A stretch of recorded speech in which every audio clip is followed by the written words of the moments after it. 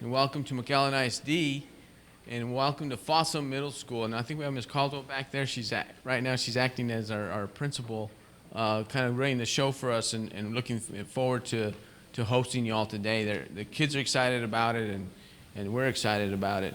We also have with us, and we have central staff members, and we'll do those introductions later.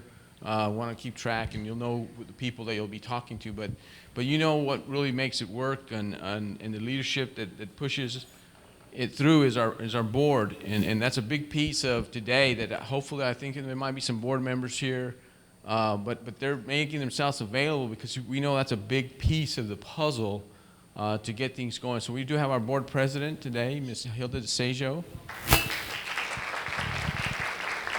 We have our board secretary, Ms. Debbie Aliceda, and board member, Mr. Daniel Vela. So they'll make themselves available throughout the day for any questions on that end of just from their perspective to get it going. Today, we're excited about having this. We had a lot of inquiries. It's amazing. We didn't necessarily plan this to be like this. But it's a good thing. My research background was in finding out, I studied major urbans, and you have Dallas Cheese and Children First. They all have these transformational movements. But you always go and want to study there, but they never really tell you how did you get there.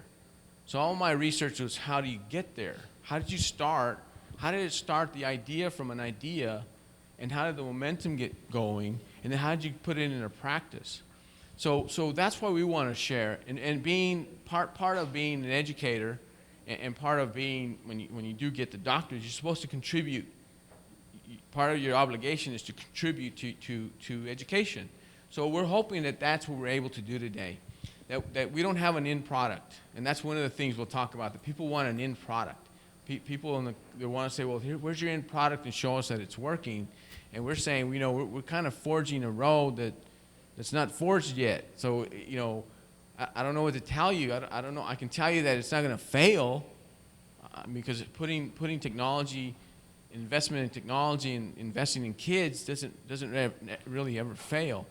So we're hoping to show you from just the thinking through to the scale.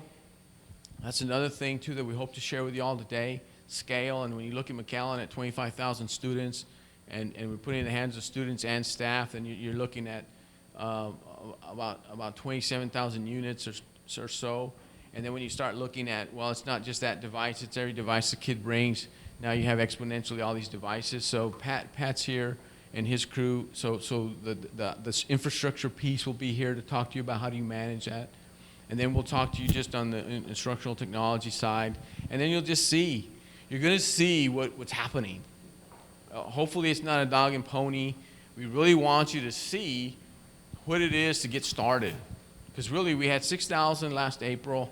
We're just now putting the rest of the 17,000, which we kind of went against conventional wisdom. They wanted us to put it out in the fall and the spring. And we had it originally, when we talked with Apple, originally had it set out like that.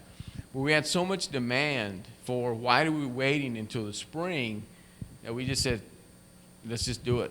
Let's just do it then. Let's get it set up, and let's do it over the fall so we can get going. We didn't really want to pilot and do a 1 year. And we're not saying we have the best model. We just wanted to get going. We wanted to get that critical mass, and we wanted to start failing fast. You say, what do you mean fail? We want to start finding out where is it not working. That's why I was pushing. Let's find out where it's not moving like we think it's moving so we can fix it. Because, in education, we're notorious for doing it over 5 years or doing it over, it's just, by the time that 5 years, the first cohort doesn't even exist anymore. So you're trying to figure out what happened or what. So we're just trying to get that critical mass, trying to put it in the hands of kids so we can help move it along more quickly. We are really trying to fail fast. And I'm taking that from a group that talked to us when we were in grad school one time as a company. Their whole deal was to fail as fast as they could, because they knew if they didn't, to get to be the place that they needed to be, that they needed to constantly be fixing and tweaking and working towards that end. So there's a little bit of research in us. I was telling one individual in the community when they were looking for the white paper, I said, we are the white paper. I said, we're looking to be the research. We're looking to be out there in front, and we know that there's going to be some bumps. I'm glad to see y'all because we do want to partner. And so the more people you have out there in front, the more people are failing. And then remember what comes right after failure if you persevere? Success. And that's why I say fail fast, but we're failing fast so we can be even more successful more quickly. And with the more people involved in something like this, you start networking and start figuring out, and we're hoping to share in some of our failures that you hopefully now see as successes so they could be your immediate successes. And that's your low-hanging fruit. We're hopefully that today you'll see some of that low-hanging fruit, so when you get into this journey or the piece that you are on this journey, you say, okay, we'll go take some of that low-hanging fruit, which gives you a little bit of time to move along that continuum. We don't want to talk a lot today. Hopefully there's a lot more of questioning because I know there's a lot of questions, and I hope you leave here with even more questions because really that's what helps you move along also. So I think we have a couple of videos we're going to show, and then we have a little bit of time, and we'll open it up for some Q&A and laying the day out and knowing where we'll be. And then at lunchtime, we'll also have, I thought there was going to be some board members here. Is there board members here? Yes. 3? Okay. Yeah, we'll have lunch with the board members also so they can have, and if you want to join too, it's not an exclusive club. It's not like the teacher's lounge, the teacher's lounge. You can't go in if you're an administrator. And it's funny, I was a teacher one day and all happy, and then I'm an assistant principal thinking you can walk in like you used to walk in. You just can't. I said, it's just one day. So anyway, but it's not like that with board members. They'll talk to you and they'll let you know too from their perspective. Very down to earth, very not super clinical. We're not trying to be fancy. We're trying to be practical. We know we don't have time to be fancy. We know we know you need some practical advice, and we're hoping that's what you get today. And looking forward to that collaboration and being a connection. Part of the other piece we have is a conference, and we hope that conference kind of grows and that you all are part of the conference too. So we're not just the only ones that people can see kind of an area. I think we're even international now. We have some friends from Monterrey, I think, if I'm not mistaken. It's not just kind of a Texas thing. It's kind of a national thing, an international thing. It's exciting to say that our neighbors, and there's a lot of connection. That's what's funny here. There's really, the education kind of doesn't have those borders.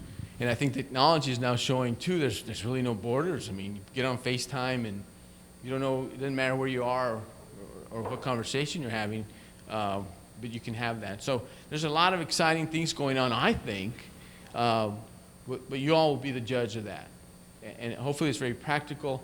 On the other end, we would love for you all to give us some honest feedback.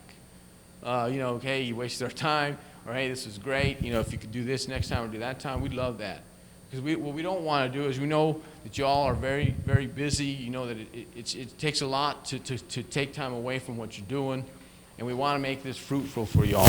We're planning on having a couple more because we have a little bit, we can't have that many people. We're having a couple more. We want to make it better each time. So I think we'll do a couple of videos and we'll talk a little bit and answer some questions, and then we'll get the ball rolling from there. So thank you and welcome again.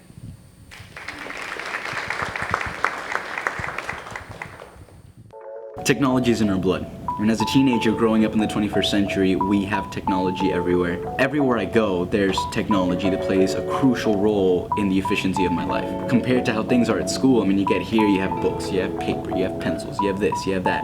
In our society nowadays, everyone uses this technology, everywhere.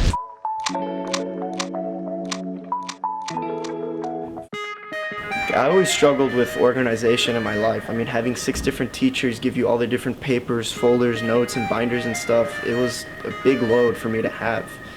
I got my iPad in April, and ever since I've got it, having just one place to do everything, I've taken notes on it. I have a to-do list that physically reminds me with an alarm when I'm supposed to do certain things, when I'm supposed to turn in things. It's just taken so much stress out of my life.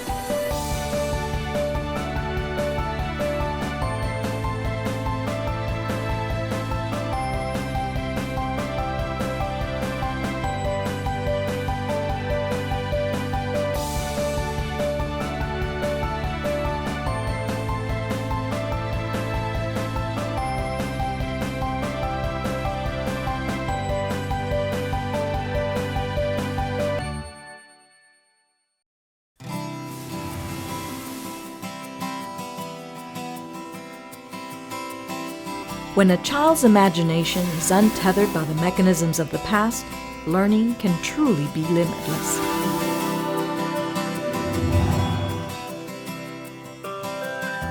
That's the transformational essence behind TLC3. It's an innovative teaching and learning framework that McAllen ISD is developing to leverage powerful new technologies and merge them with challenge-based learning.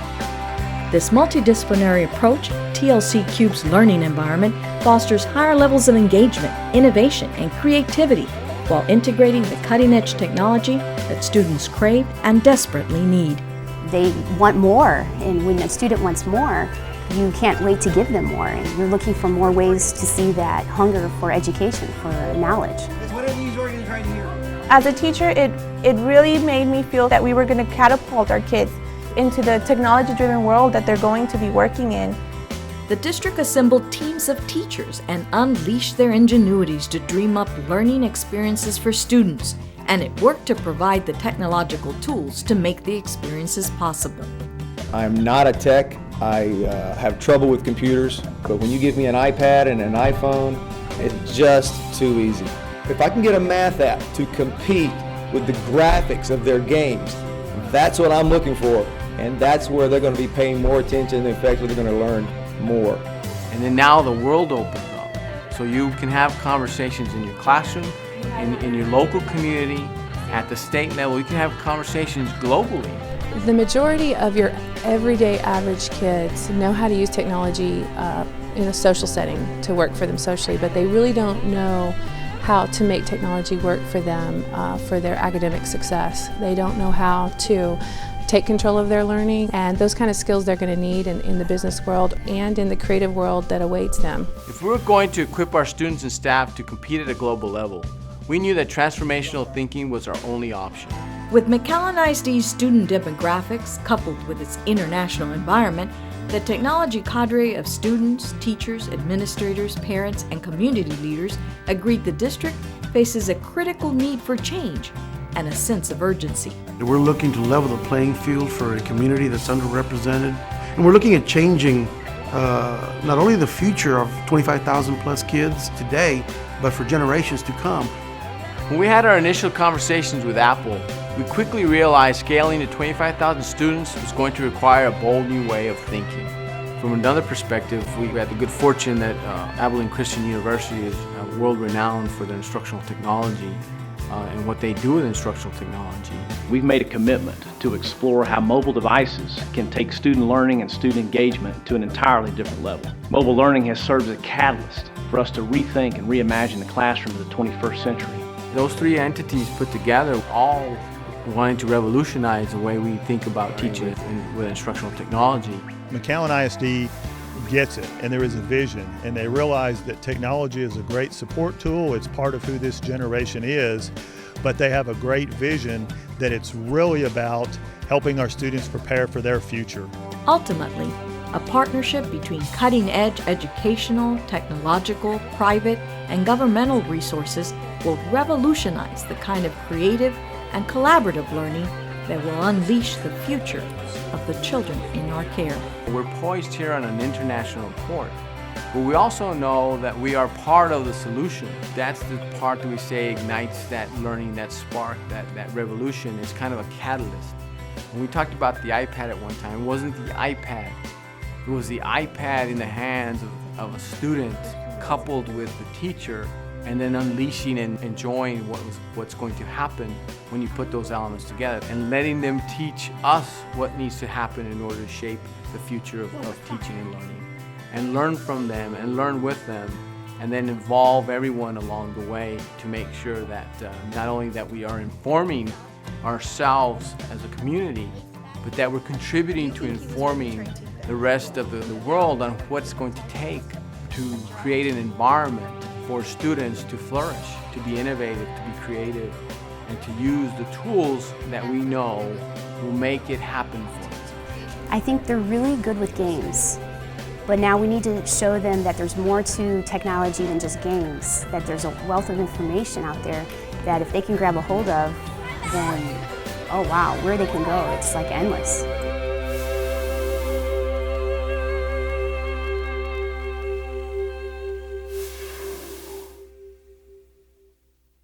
if you see a couple of things that came out of there, the partnership, we were very fortunate, and Apple's here today, Rodney's here today, Apple and ACU. So we realized, and I realized, one, that you get into digital native, the digital immigrant, I realized that even though I knew on a big capacity that I need more than just me to kind of think beyond what we ever knew to think about. That was at cadre. So we got a cadre together of teachers, the kind of that fire starters, the go-getters. We said fire starters at first, but then all those fires were going on. We said, you know what? We better get away from the fire starter stuff. So, but it was just that group of teachers who we knew were out there and thinking and wanting that environment. So that was really who helped us think through. We brought some parents in, some central staff members, and really just started thinking it through. So it was partnerships, and it was the teachers, and we were trying to make it as organic as we wanted to be. Yes, the big kind of big piece is the iPad, but really the question we asked was, do we have a 21st century learning environment? That was a question that was asked. And then it was after that it was a whiteboard exercise. And I said, let's just dream as big as we can dream, so that then I can take it to the board and we can take it to the community and see if we can, how are we going to put this together. So I didn't want those pieces to escape on again, how we're trying to get there. You saw the partnership when we talked about it. And then since then, there's been other partners now on the other side, Cisco, AirWatch, and Pat will be talking to you about those infrastructures also. We talked about the governmental. There was no grants. We decided within ourselves we have to make it work with the money we have. The grant, if you do, is the E-rate. I mean, that was a big piece that we really leveraged, and that was 2 years back. So we knew we needed to move in a direction. That I did know. And I talked to Pat when I first got here. Let's rethink our strategy. What do you need? So that's a big piece too. I was talking to him about bandwidth capabilities, going back and forth. So he started kind of restructuring, I guess, some of the strategy and the direction we were trying to go with that. So there's a lot of that infrastructure going on. There's the communication piece of letting everybody know. There's some training pieces here and how do we get this going. And then really right now, we're in the big piece of just, I say retooling, and not in a bad way, but we're all about teachers. And how do we make teachers and administrators move out of that way that we used to think, and more about individualized learning, choice, voice, say voice and choice for kids. That's kind of the new buzzwords, that kids have their more voice and choice in what they're choosing to do. And now kind of that blended learning, that blended classroom, which when you look at an elementary setting, it's really just an elementary setting in the high school setting. That's kind of what's funny about us in education. We've always had that model in elementary, but now that there's technology involved, they want to bring it to middle school and high school and call it blended learning, when it's just really kind of center-based instruction. So those are some of those pieces there, as you see, as you saw, and I want to kind of make some of those connections. So just kind of hold those questions there in your mind, and we can develop those a little more. We can develop those further later. The next video is we were, even before we had that first 6,000, and we were trying to find out who's really out there and who's pushing the envelope. Even though kids didn't have it all, we have a group of, they're called student ambassadors. They're a group that represents the superintendent, and we asked them, hey, who's out there, who's innovative, who's doing some really creative things? And what you're going to find here is, here's the good thing. And at first I was upset. You know, you talk about first order change, second order change. I don't want to get too, the first order change, you're just kind of taking the iPad and you had a worksheet, and now you're doing instead of doing the worksheet on paper, you're doing the worksheet on the iPad. That's kind of the first order change. It's a good change, and you need some of that change, but we're trying to find that second order change of that, whatever that lesson was, that the student had a choice on how, instead of doing the worksheet, they came up with a way to show their learning. So we're really pushing the second order change. So I think today you're going to see some of that first order change. You're probably going to see some no change too. You're going to see some first order change where you're doing a lot of the same stuff with the iPad that you used to do pencil and paper, and we're working towards that second order change of just that creation and innovation in the classroom like never before. So that's where we're really pushing, and that's what hopefully you'll start talking about too, and looking at and see how do we get from each point. But I just say the story. There was a teacher who came up to me, and he said, I was on the cadre, and I was pretty skeptical, and I was like, well, dang it. I said, if you're in the cadre, you weren't supposed to be the skeptical ones. I said, how did he get in? you know. So then I said, okay, and I was just listening. He says, but you know, he said, I don't use paper anymore. I don't use paper anymore on my tests. And he was just explaining. At first I was like, wow, this first order change. I was like, kind of in my mind, I was like, God. And I started thinking, well, James, did you not listen to him? At first he said he was skeptical. So there was a guy who was saying, I don't even want to do this. But he's already moving along.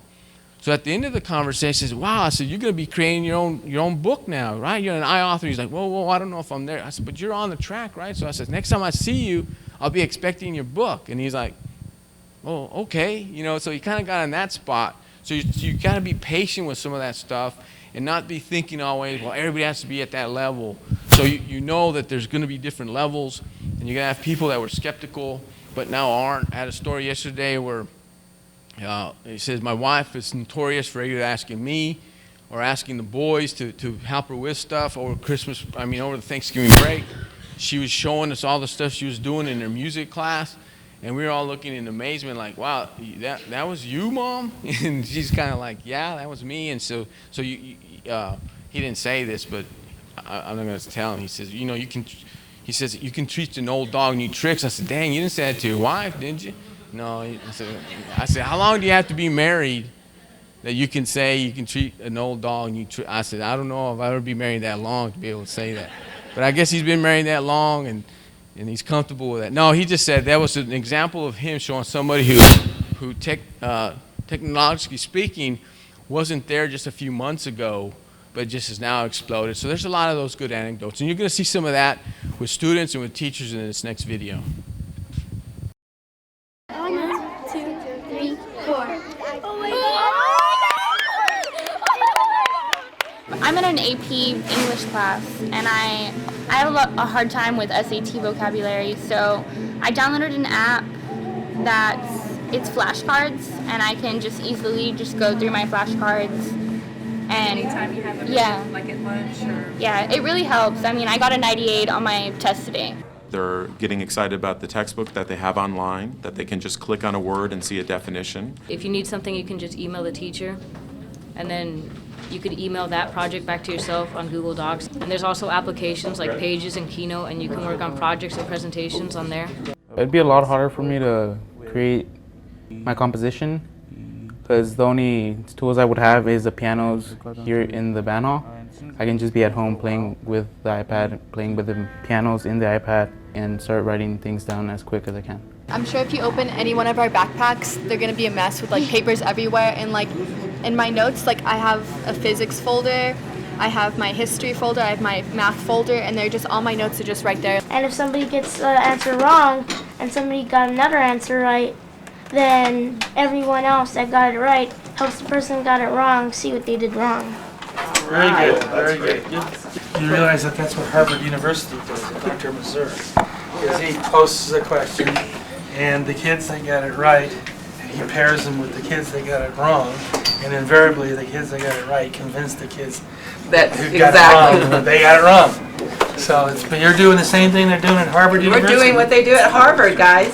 Sometimes during class, I'll take a video of the lectures. I'll go back during my lunch and rewatch the lectures and the videos. We're recording our voice, and I have to time him for his fluency. We're using iTouch. I think I'm going to need more training just to keep up with my kinder students, but I decided what's greater than that? This is how you use the dictionary.com app. You go onto it and you look up a word. Here I have the word radiation, which I needed to use in my science class. If you want, you can also take pictures of the problems and put them on here, and you can write on them all you want, even if it's a class set. You know what'd be cool? What? Remember those pen pals that send us? The ones from Spain? Yeah. Well, we got that video from them. Maybe we should send them a video back. That would be cool. We could do it on iMovie. Yes. Oh my gosh. Before my mom, I would tell her, Mom, I have this assignment or I have this project for this class. She would get on the computer and read whatever the topic is. Now it's easier. I could just go and search whatever I'm looking for. www.lsjunction.com. And since it talks, it's easier, so I just click on the website I want to, like Wikipedia. It makes me more independent. I've known her since junior high 2 years ago, and I've never been able to communicate with her because I didn't understand her, she didn't understand me, I didn't know signs, so we really didn't have a way to communicate with each other. Now I understand her. Finally, we were able to start a friendship, and I like to really meet new people, to get close to others, and association's really important. I think we always tend to be in the same group with deaf people, but now we can also associate with other hearing students. That's just a smidget of some of the residual effects of having put this device out. And you see there's some teacher in there making some adjustments. There's some students, and there's some effects that we didn't have. The students, the hearing impaired students, the visually impaired student, I think we're saying now more there's some, and I think you've seen some of that with the autistic student. There's students now that we're just finding, the parents are saying, with this device, some of the special ed students, they don't have to, they all have the same device now, and the apps are there instead of having this weird device that they used to have. And there was all these other devices they were explaining the other day that you don't need anymore, that now there's an app. So now students don't feel so left out or feel different, and that everybody's carrying an iPad, but they have different apps. So there's some little differentiation there. I know with our English language learners, there's some differentiation there with apps. So there's just it's all the apps there. So what we're trying to find our way through is what is that right combination, and what works for kids and what works for the teacher. And you see some of that stuff there that's also in the fine arts. I know that in athletics, that's just right around the corner for the coaches to catch fire and start sending stuff to kids, and instead of like it used to be on pencil and paper, they're looking at video of themselves or video of their opponent. They're able to track some of their own things. So we're trying to find that. On the community piece, we have now on the community piece, we have a guy talked to me the other day, says, I have a bunch of guys, we have our iPad, can you guys help us? So there's a group of business individuals who are wanting us, and I said that's a great opportunity. We're going to partner with one of our high schools of business business application guys to have them bring those group of individuals in. Just recently, our board member said, "Hey, I'm about to put him out." He runs the pharmacy. Say, have him teach our employees. So that part of the TLC cubed, it was classroom, campus, community. The transformation in the classroom, campus, and community, and part of the driving the community isn't us necessarily driving, because we still have to take care of what's on our plate, but that we're out there as a catalyst. I know there's more when the companies here saw that there's 25,000, I know there's more hotspots out. They haven't told us that, but I know there's more hotspots. I know they've ramped up. How can you not, knowing that there's going to be 25,000 students running around the community? I know the city's probably, the library is doing things differently, the ways we're connecting. I know it's kind of changing that mindset a little bit. So those are just some of the other residual effects that you can start talking about and looking at. One of the big pieces, when we chose to go with the mobile device, remember in McAllen at one time, which was very progressive, was going to be four desktops in every classroom, plus an overhead and a document reader, which is pretty progressive if you think back. But when you thought about that price tag, I think it was a $5 or $6 million. Where's Carmen Garcia? She's our instructional. I think it was a $5 or $6 million price tag. That's why I was a little surprised when we put the $3.5 million price tag. That some people were like, "Whoa, what are you all doing?" I mean, that was kind of crazy when we said, well, we were spending almost $5 to $6 million, wanting to, on 4 desktops. And you know what usually happens with desktops in the classroom? It's the kids who finish first or the kids who need to be remediated. And everybody else in the middle kind of never gets there. And when we started looking at usage, it's only used like 4 or 6 hours a day. When we started looking at bandwidth, it was only used like 8 hours a day, but we're paying for 24 hours worth of bandwidth. So really, when you start looking at that cost, if you look on return on investment, that's really shrinking it. And Pat will be able to help you a little bit more. What's our bandwidth now? 18 hours? But, we're up to 800 now. Yeah, but you remember how we used to use it for only like for 6 hours a day, and now it's, yeah. Bandwidth starts declining about 12:30, 1 o'clock in the morning, starts picking up again about 6 o'clock. See, so now, so you start looking at return on investment. I always use like that 18-wheeler. That, the reason they have 2 drivers and you keep on is because you want it on the road as much as you can. So you start looking at the device, you're not tethered to the you know, anytime when we're learning, and we're talking about kids not being tethered to school, and when you saw some of our demographics, and we knew that every child couldn't afford it. And that's a big thing about a divide, a digital divide. And we'll talk a little bit about access to Facebook and that too, where you see more, the studies have shown the more affluent districts have it wide open, and the less affluent districts have it closed. And we're creating another divide that we don't even know we're creating by when our kids go to college. We didn't want when our kids go to college is that there's this other world that they didn't even know about, that they didn't even know about, and we by default kept them out of that world. So now they should show up. And there was one of those stories. There's two stories, and I know Norma's trying to keep me on time. One was when I was sitting there at my kids' carnival. And I was just saying, he said, hey, you know, I'm so-and-so. He says, you know, your son's with my son. He said, hey, thanks. And I was like, you know, because you never know. As superintendent, you're kind of standing there when people approach you, like, you know, what are you going to talk to me about? So you kind of try to keep a straight face, and you don't know if they're going to be violent or not, so you kind of get in a position to be able to escape. Anyway, he says, no, you know, when we were little, we grew up in Far's a city right next to us, and he says, you know, us moving up was moving to a bigger projects, a little bit more space. He says, not even like a lot of space, just a little bit more space. He says, we would have, he says, now me and my brother's a so-and-so, I'm a so-and-so, I can afford to buy this for my own child. He says, but, he said, thank you for me as a little kid, because I would have never even dreamt about having this device. And that's when I was like, wow, we're doing the right thing. He says, because as a kid, I wouldn't have never even dreamt about having this device. He said, but now you're giving that opportunity to all these kids who don't have to dream about having this device. So that's kind of the residual effect about when we start talking about creating some of these divides or not having this divide. The other one was that you were talking to me about, well, the little girl's research device, and they're about to go to college, and there was a teacher saying, same grade level, her device is a phone. And our device now is the iPad. She says, not that it's a bad deal, but this little girl's going off to college, and the most she's ever had was the phone. So when you really think about that skill set necessary, that's why we put the device in the child's hand. So that they can have a tool and be used to the tool, so as they embark into their college or their career, they're not using, not that the phone is an inferior tool, but it's not it shouldn't be a tool for research. And our kids, if they're going to be the problem solvers of the unknown problem with the unknown solutions, they need to have the tools available to them to make sure that they can be participating at that level. So that she was adapting, but we don't want necessarily our kids to be adapting. We want them to be actually using the tools that'll help them be that problem solver that we're wanting them to be. So those are two little anecdotes. Nothing has nothing. We didn't think about all that stuff, but those are things that start coming out.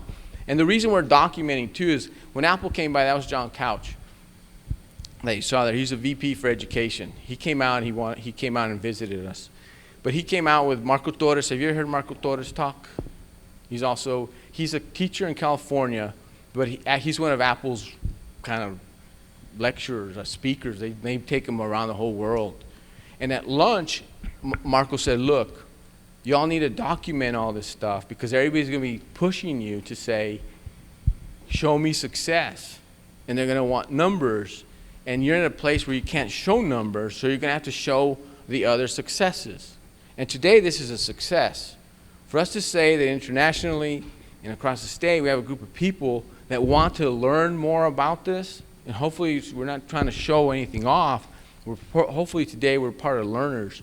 So this to us is a success that we have a group of individuals, colleagues, educators that want to learn with us, So that's part of the documentation, and we want you to be honest about that feedback so we can also learn from your learning what you were having today, what happened here today. Norma, I don't know, how much time are we?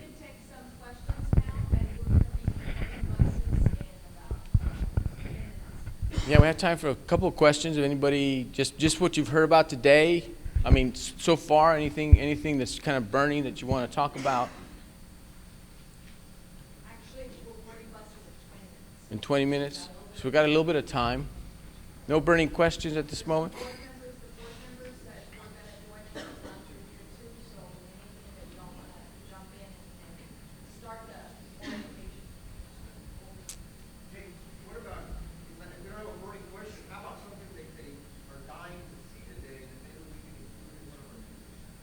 Sure. That's another thing too, to kind of let Norma know about some. That's why I asked over here where you're all trying to get out of today, because I wanted to make sure we guided you in that right direction. Let me go here.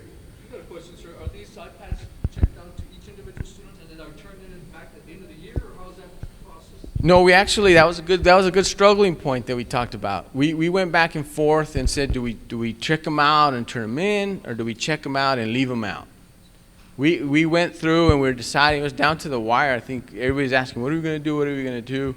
And we just said, let's just, I think it was more of we don't want to bring them back and house them. So we ended up just saying, this device is yours until either one, we change it, or two, you leave us. So this device is yours 24/7, 365. We have all the apps that we have to track it and track your, so as we said, this is your device to use. Now, surprisingly, we had some parents that said, we don't want my child to have it on these long breaks, and they returned it. And surprisingly, we also had parents that didn't take it. About a little bit less than 600 or so, right? 600. So we're really trying to figure out, why didn't you take it?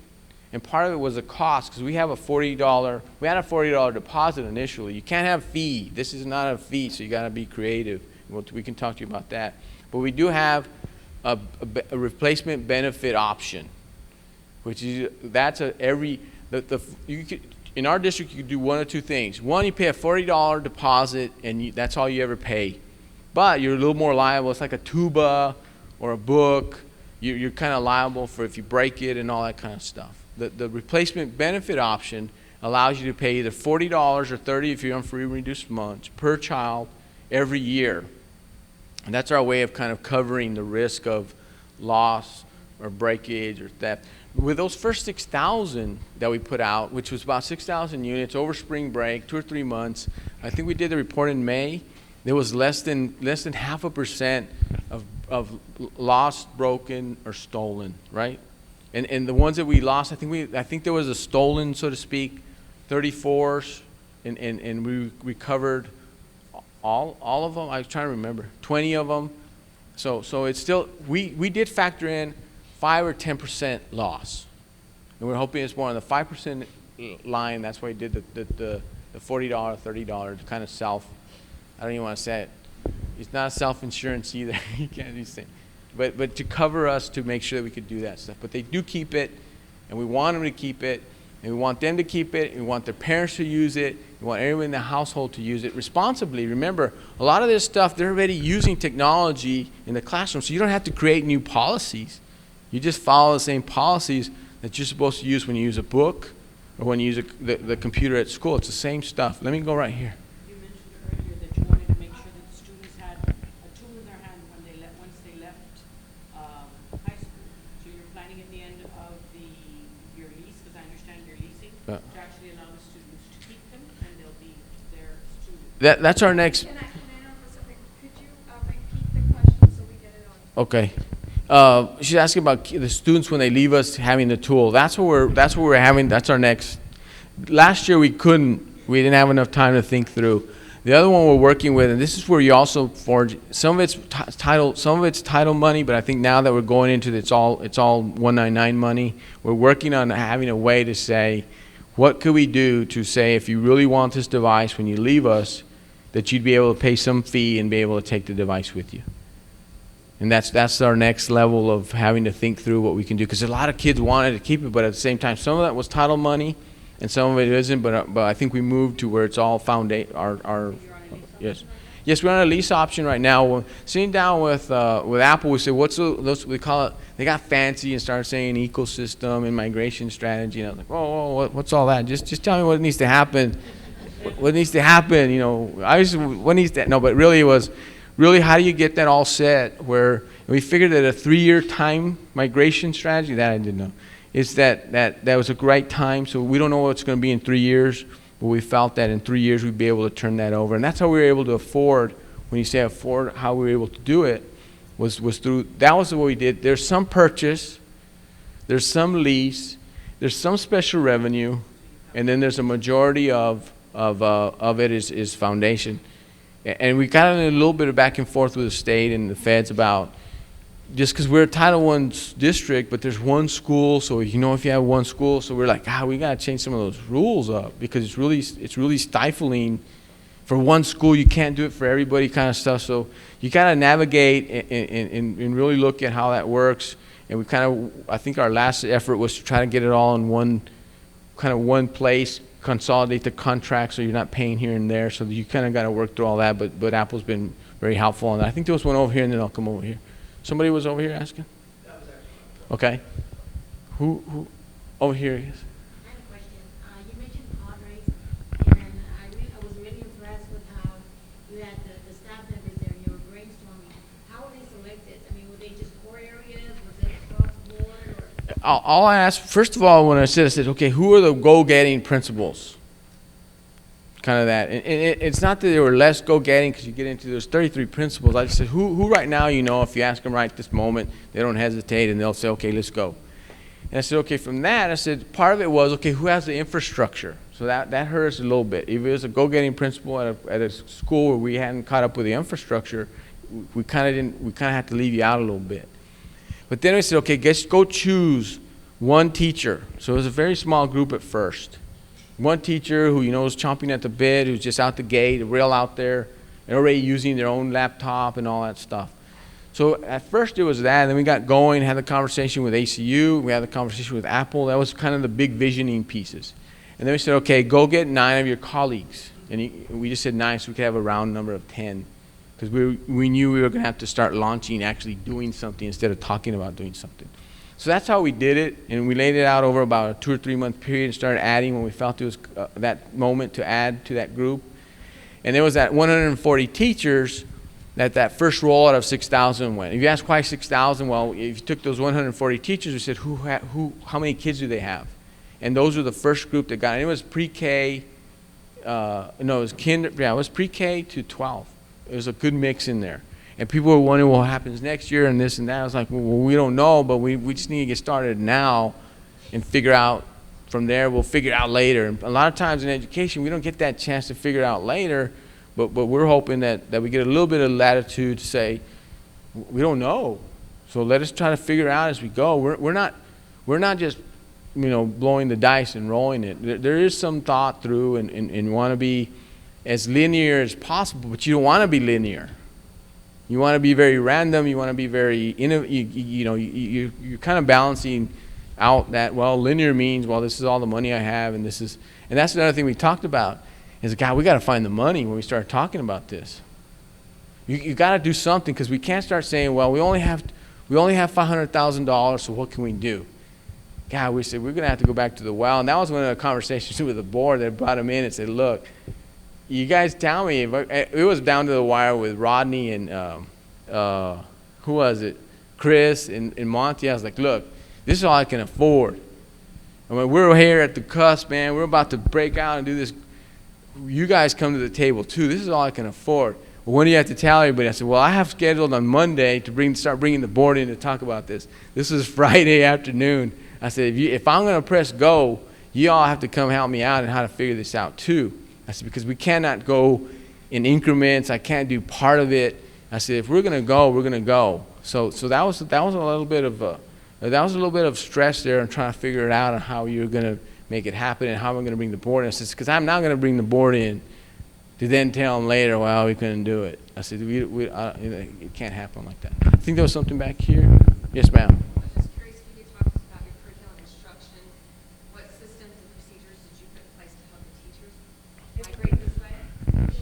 Okay, the systems and for curriculum instruction, the systems in place. That's where ACU started coming in, some of Apple. With that first cadre, we were trying to figure out what would that be. What would that be? And some of it was app training. And we brought Apple in for app training and just the training with the device. And we had different levels. We had a beginner level, an intermediate, and an advanced. On the other end, with Apple, we went through a lot of just the, I mean, with ACU, a lot of just the change theory and blended learning and trying to get integration of lessons. It wasn't anything new. It wasn't a device. You weren't planning lessons around the device. So that was what we did initially with that cadre. That cadre was trying to help us out too on what is that mix of professional development. What is that mix of professional learning? And we came out with, okay, every teacher at the end of the last year got an iPad. And we put an online kind of learning for them, which varied too. It's very simple stuff to as complicated as you want it to be. When we came back after that summer of learning the device, we got into a little bit deeper with and we actually used the heat index. It's an index that you place over a lesson plan to see if you're actually hitting in heat. Carmen, remind me the acronym HEAT.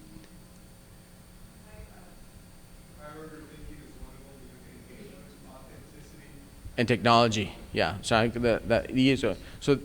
the heat model places yourself over the lesson and see if you've increased each one of those. And really, it's just a +1 model. So what we did too before that, we did the Lodi survey to try to baseline, and that was one of our other efforts to put it out there to say, here's the Lodi survey. Here's where we really are, and that's what gets back to you have a district-wide infrastructure that you want to put out, a district-wide vision, but you can't forget that each school has their own culture. And it's not a culture of waiting, though.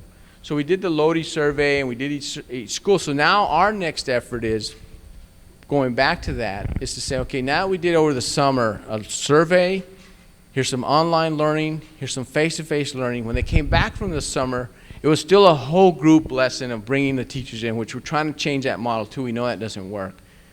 But we brought everybody in saying, now when you go back to your campus, we have the second planning periods and those learnings on the campus, that you at your campus are going to have to figure out what's the next steps for yourselves.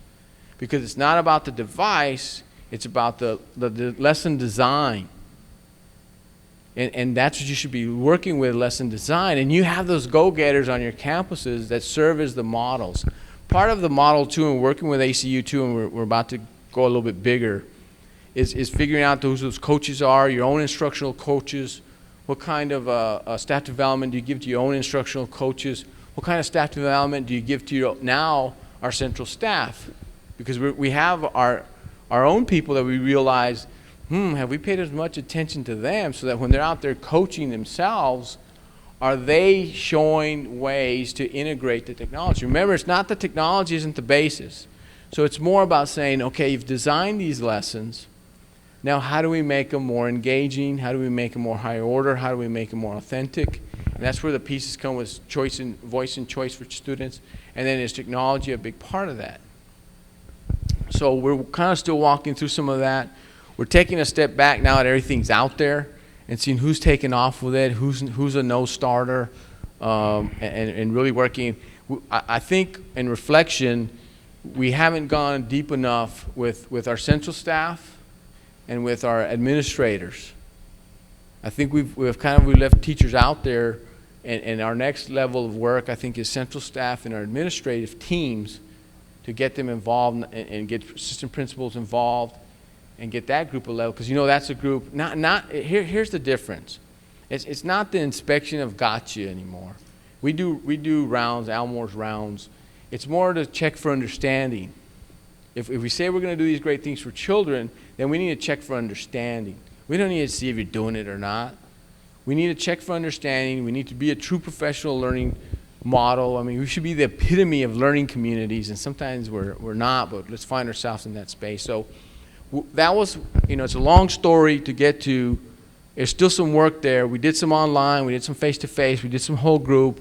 We're counting on the school to develop a little further, but we're finding there's some gaps there now. That some of our learning, there's some gaps there now that we really need to push and change up the way that we're thinking about that was going to roll out. Let me go. Okay, let me do here. Textbooks, this is one of those, what I found out late, well, there's two things. The materials allotment is not enough.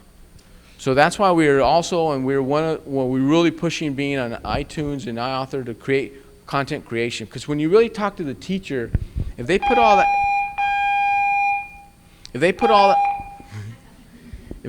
that together, their lesson designs and lesson planning, they really are creating a book. And now it's so easy to create that. That's why I was pushing that other teacher. So that's some of that. We're really finding our way away from textbooks because we know, one, it's just not the way kids learn. That's the big thing too, is that we gotta be thinking, okay, what is the kid learning? What are we expecting them to learn? Are they really gonna be engaged with a textbook anymore?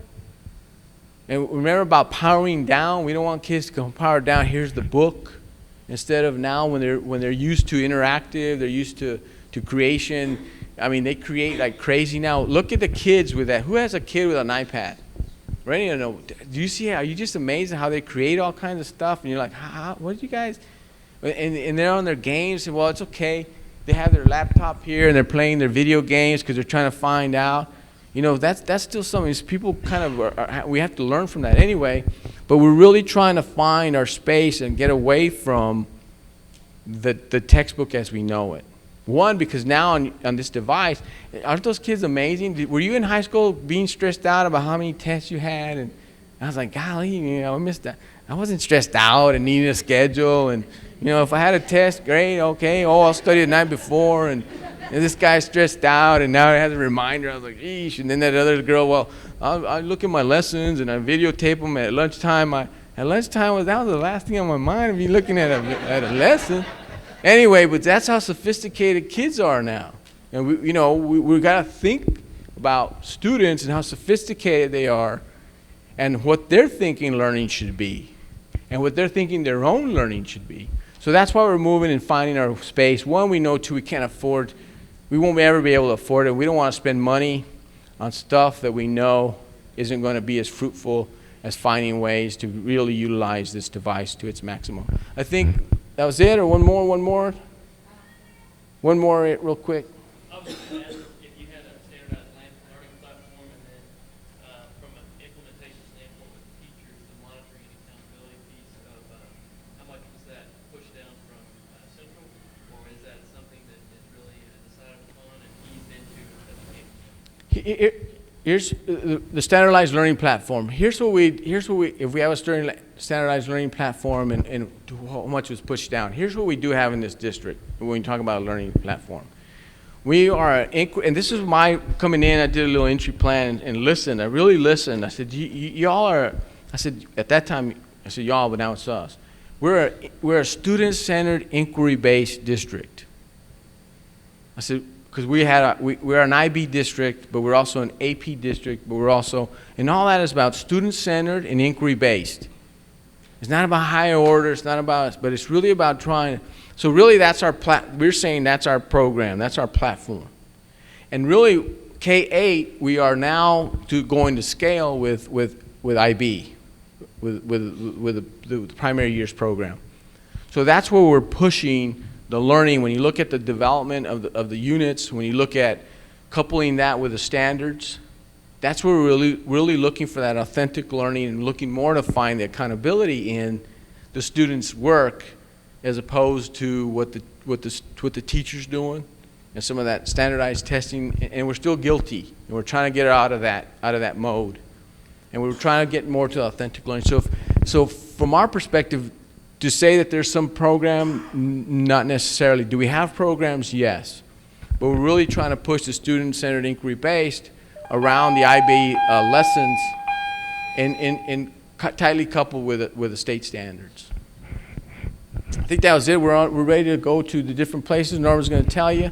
I appreciate it again and look forward to you with even more questions as we come back to throughout the day. We were waiting for that last bell for the students to clear the hallway, so we're ready now to go to visit some of our campuses. Okay, so if you could all join your group and we can head out to the buses now. Thank you. There's 9 reference books that you've seen. It's got primary sources, magazines, It's got 1,000 news articles and your online databases. And I hope you'll spend more time, kind of searching through these. We've got a lot more, but I think this is going to be enough for this project. For sure, a staged photograph, right? How is that different from the photo we've seen here? Completely different feeling. Which photos did you all choose in your app?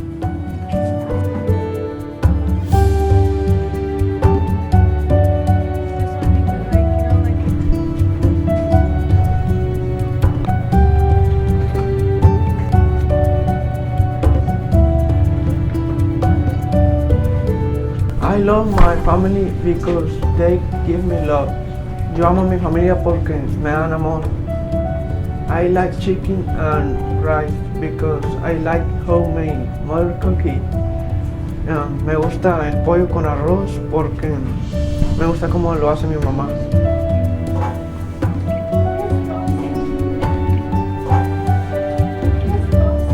There's 6 around the room. They're gonna take you to the exact same site. Quickly scan them. If you have the crafter, you're gonna have to tell it, go to URL. And then as soon as you have your site open, back to your chairs. Are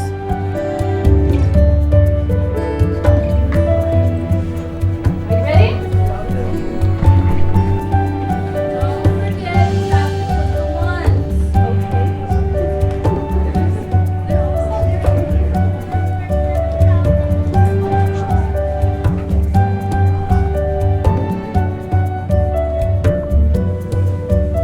We have our paper pencil, which if you look on the other side of my room, you see their little notebooks. We have this one where I'm visually looking at the screen for the iPad that it's finished. It tells me that they're done, they got them all right. We do have, some of our teachers use Edmodo. We have the School Fusion. They can email to there. If you have a different service that you prefer, they can email them to there also. They may not quite get it in class when you're on the chalkboard, on the desk doing paper pencil, but for example, this little activity, they get to play with it, they get to work with it, and hopefully it's just another way of them seeing it and making it easier for them.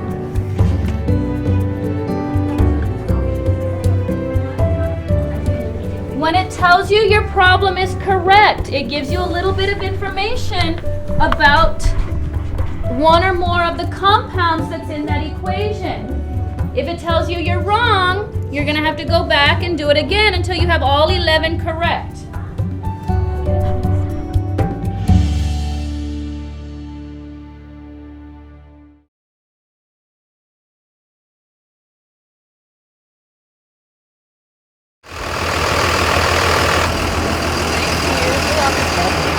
We're glad you're here. Good morning. Good morning. Welcome. Good morning. Welcome to Bettis. Good morning. Thank you for being here this morning. Go ahead. Good morning. Technology definitely supports our philosophy, so you're going to see a lot of really cool things today.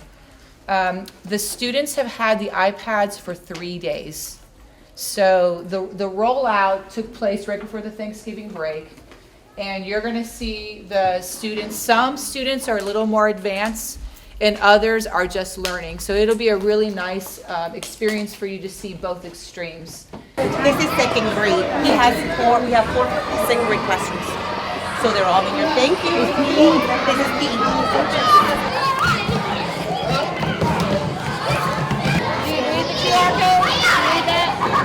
It's really exciting. What we really are excited about is seeing how students are driving their own education. And it's no longer the teacher telling them what to do. It's more of them seeing, okay, this is the expectation, this is what I have to meet, and pushing themselves a little higher. So they come in and they record each other. Isn't that awesome? The other one, they scan it to see how more advanced activities they can do on the step-ups. There's different levels. Wow. And they're so excited. They're all engaged. I think it's an outstanding initiative of the district. I'd love to see this at my campus. There's so much learning going on.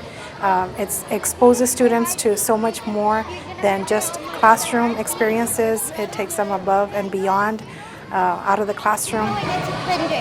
High five. Thank you. Good job. It definitely is a culture here. It's not something in addition to, it's something you all believe in. Keep recording.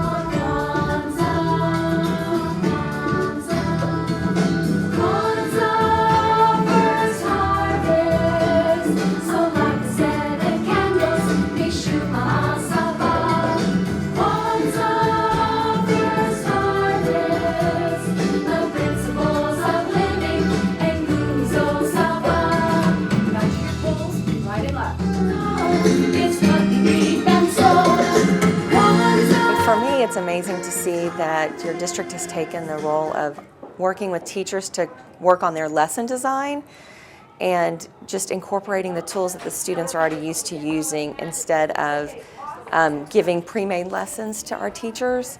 It is adapting the way that we as teachers create our work for students. We are putting pins on different places and then adding them up to see what the number of miles. I'm trying to find out where Yellowstone National Park is right now. Okay, how do you do it using this app right here? I push search and I type in Yellowstone National Park and it brings me there. Okay, all right. Awesome. Keep learning. You just drop a pin with this, and it'll show you how many miles it is from the other pin. It's free, and we're using it to find distances from our school. To find distance from our school to other places in the U.S. Nice, good job. And what other ways can we use this app? To know where we are. Very good. Good job.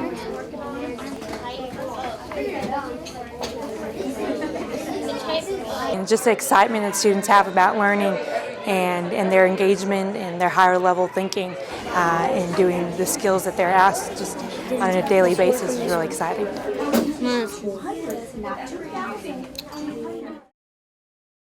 It's absolutely amazing. I mean, I've worked for a one-to-one district before where every student had a laptop, but it wasn't as engaging as what the students that I'm seeing at McAllen are in right now. It's just the most impressive thing I've seen yet.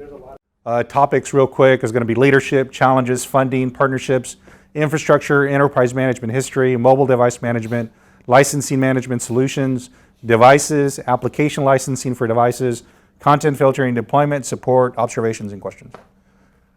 So your leadership must have commitment. You must ensure that they understand the expectations. Both sides need to understand what they are going to expect at the end. If you can't do that, typically you can't build a product. So if you build a widget and you don't understand the expectation of the requester and you build something different, you have to start all over again because they're not going to be satisfied with what you provided them. So leadership needs to understand what your expectations are of them, and they need to understand and you need to understand what your expectations are that you're trying to accomplish. So at the end result, do you want to be able to filter? Do you want to be able to push apps?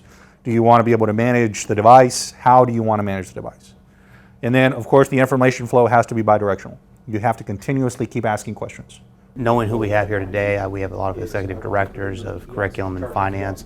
We're probably going to go back, talk with amongst ourselves about this, and probably contact McAllen back, just because once you really dive into it, we're getting the details because this is something we're looking at internally of doing.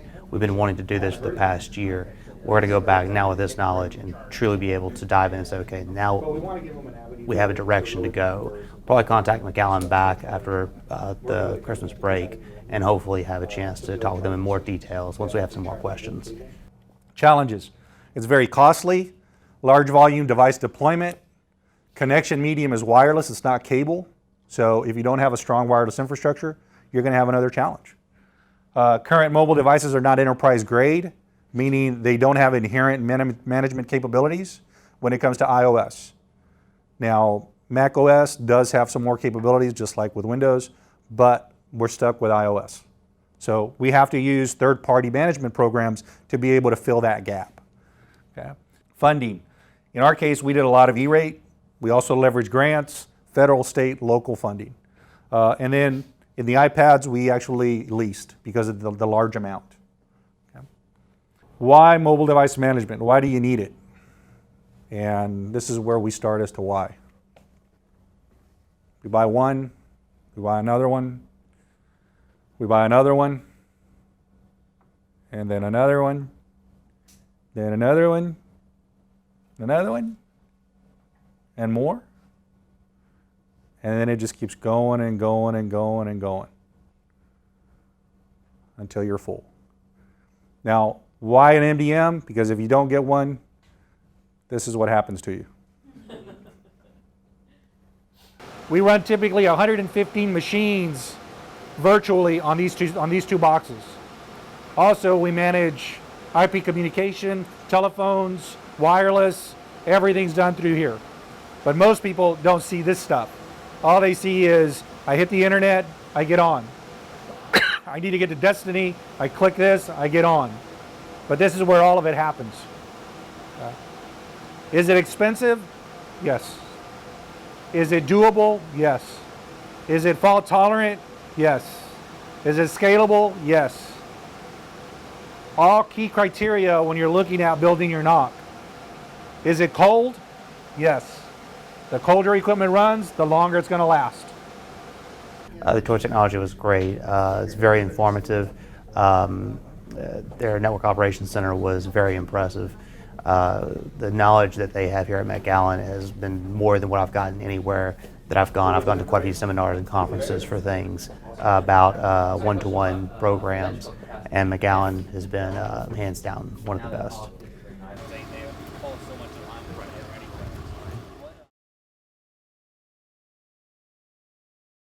My name is Carmen Garcia, and I am the Director for Instructional Technology here at McAllen ISD. And as you've heard, and this is like a dream come true for a Director of Instructional Technology. So I'm very fortunate to be here at McAllen ISD and witness and be a part of this groundbreaking, innovative, creative initiative.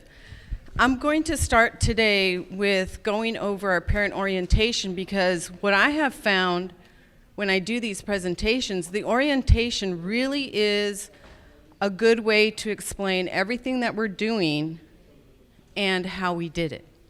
So you can access the orientation by going to www.mcallenisd.org and then selecting parents. Scroll down to parent resources.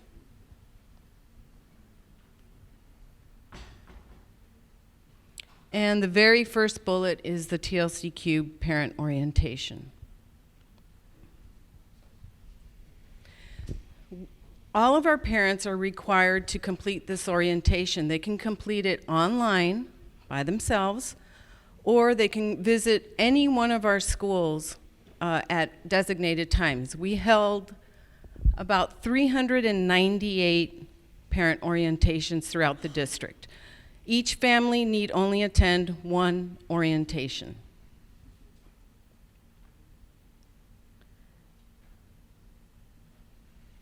As mentioned previously, students in grades pre-K through K are eligible to receive an iPod Touch, and students in grades 1st through 12th are eligible to receive an iPad.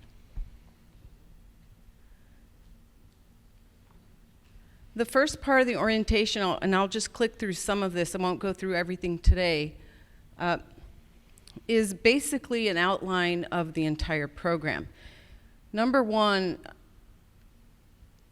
we'll take the parents to our goals and objectives page.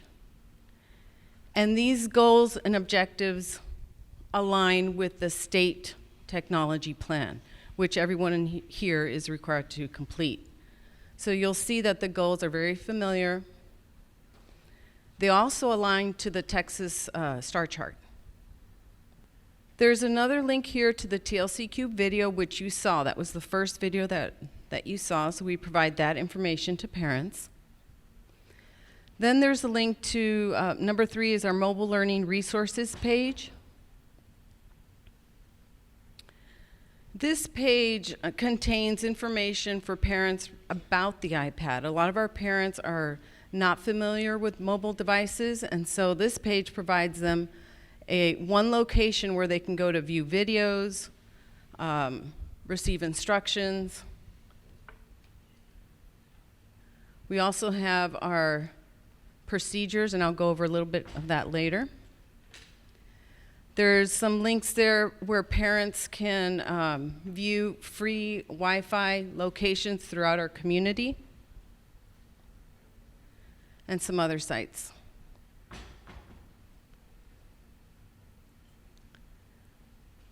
By the way, everything here in our district has to be provided in, all the documentation has to be in both English and in Spanish. You can translate any website on our district pages by scrolling down to the bottom and selecting one of the flags.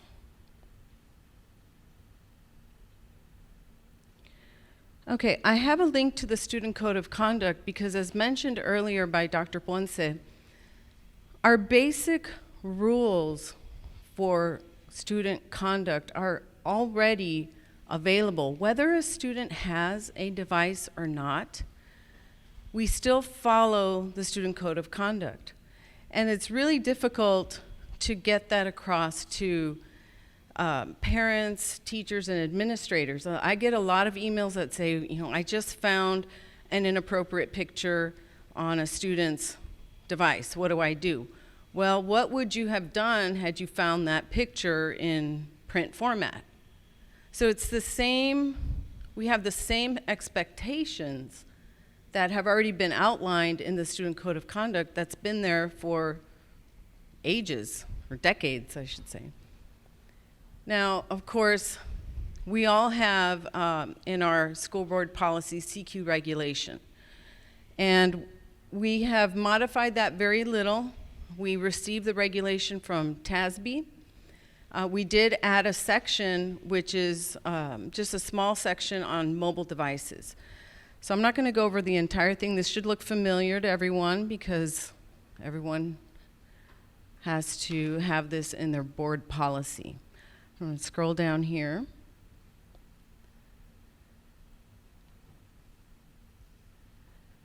Okay, and we eventually get to district-issued mobile devices. And this is really an outline of the entire TLC Cubed initiative. But the part that I want to talk about and what I'll highlight during my presentation is some of the major decisions that we made. They're all pretty standard when you go to visit any one-to-one initiative program, or you read about research regarding one-to-ones.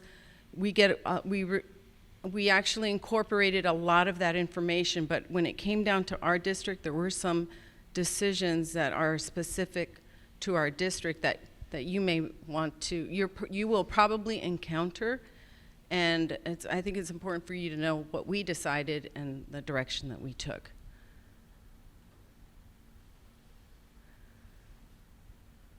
Under care and maintenance, and I'll go over technical assistance in a little bit. The major areas under care and maintenance is letter A. One of them is letter A. The user is required to bring their resource to school fully charged. So we are training our kids to charge their devices at home and bring them to school fully charged. We do not allow charging on the campus. We have some very old campuses, and if that were to happen, we might bring down the entire block in addition to the campus. Our devices we do provide a case, however, students can bring their own case if they'd like.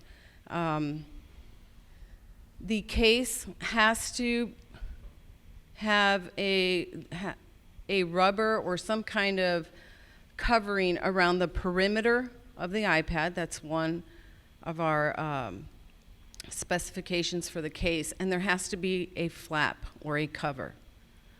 Some of the kids wanted to buy their own cases, but they bought a flimsy case and exposed corners, etc. So we wanted to make sure that everybody followed a specification. Our district went with the Griffin Survivor case and I think I can copy this here. We are also purchasing the info case. Let's see if I can get to this.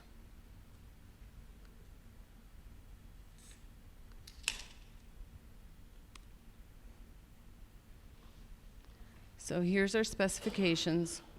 That's the info case. This is the survivor case. And that's the outer box. So we give parents an option. If they do want to buy their own, they can, but it has to meet those specifications.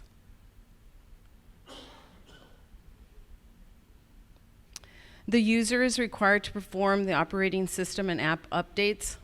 Our district has taken the stance that a lot of the responsibility, the maintenance, the supervision is the responsibility of the user. So we don't set any restrictions on the device. We do show parents how to set restrictions, but we don't do that ourselves. Anytime a device connects to the internet, it is rerouted through our filters, and that's really all that we do. The user has to perform the system updates. We don't do that. They're responsible to back up, duplicate, and archive files. Again, that's now the user's responsibility. Okay. These other ones are pretty standard.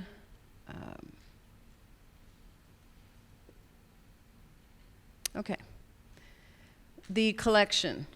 The user will, or the student will keep the device 24/7, 365 days a year. Now, every 3 years, we will refresh that device or replace it.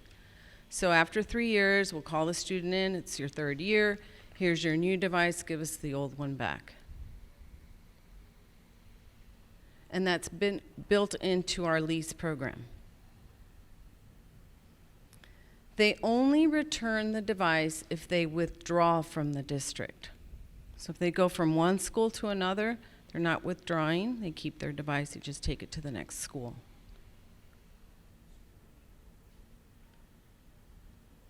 Any questions so far? Okay.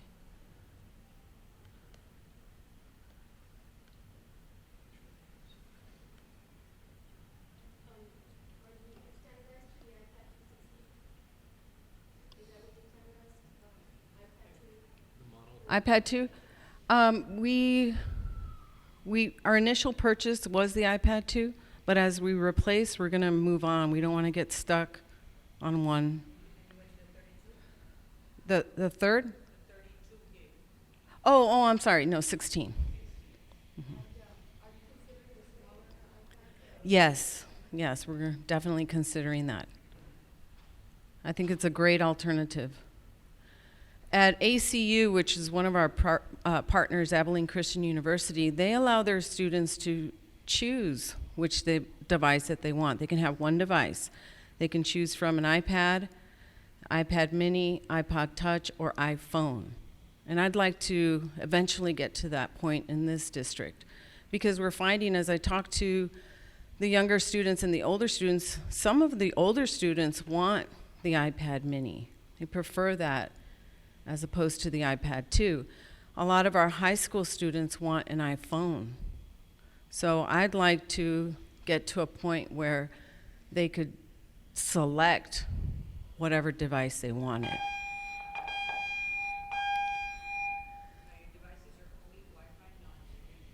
That's correct, only Wi-Fi. Right. And some of our students even want a laptop too. So really that would be a 5th option. They should really be able to choose whatever device they want to, and be able to change devices. Let's say, I want an iPad this year, but I'm going to high school next year. I'd like to have a laptop. Or I already have an iPad, but I don't have an iPhone, and I have a laptop. When we did the BYOD, we estimated that the typical student would have anywhere between, including our device, between 3 to 4 devices that they would actually bring. So when you plan for your infrastructure needs, you need to consider that. Initially, people were thinking, well, if we do BYOD, they'll just bring one device. That's not true. They're bringing 3, 4, maybe even more devices. Okay. FNCE regulation is just the regulation that allows students to bring their own device. We're not liable for theft, loss, or damage. This is a link that shows parents how to set restrictions, and if you're not familiar with iOS devices, you can set restrictions for the camera, for internet, for downloading. I better click on that because I don't think everybody's familiar with that.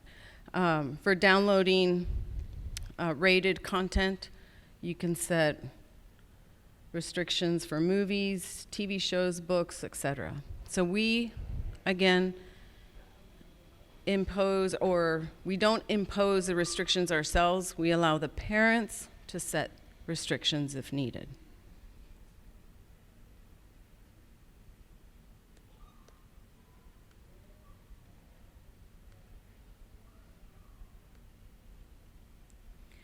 All right, then we have a list of FAQs, and this is highly recommended that when you do begin your program, however small or large, that you have this type of document because, like the board said, everybody has to be on the same page, answering the same questions, have the same knowledge, and I really appreciated that the board could speak instructional technology.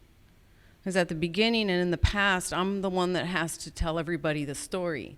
So when I had the board and the superintendent speaking instructional technology and infrastructure, and they understood that terminology and could speak to it, that was very powerful because it gave me time to come back and really delve into how are we going to do this, rather than dealing with the community and all of the other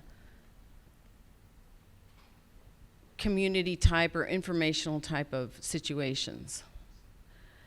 Now there are a couple questions here that I'd like to cover. Will internet access be safe? If you weren't part of the technology group, you may not know this, but anytime a student connects to the internet on our device, they come back through our filters, whether they're in the district or outside of the district.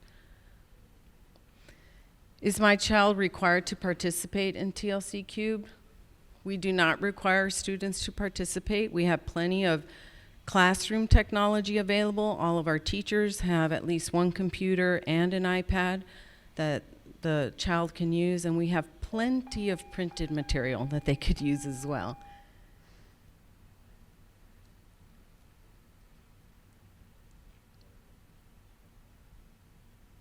Okay, will parents have to pay for downloading apps? They do have to pay for downloading apps. Our students that are 13 years and over set up their own Apple ID, and we show them how to do that without a credit card. The younger students, the parents must set up their Apple ID. And this has turned into a huge training opportunity for our parents, because our parents are required to have an email account and an Apple ID.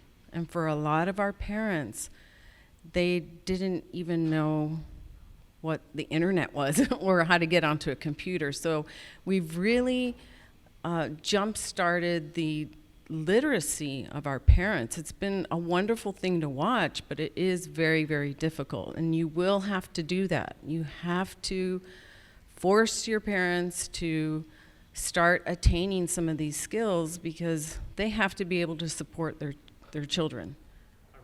Yes? When you talk about parents and asking them to be in one of the orientations, is it at least one parent that has to come? Only one parent. Yes.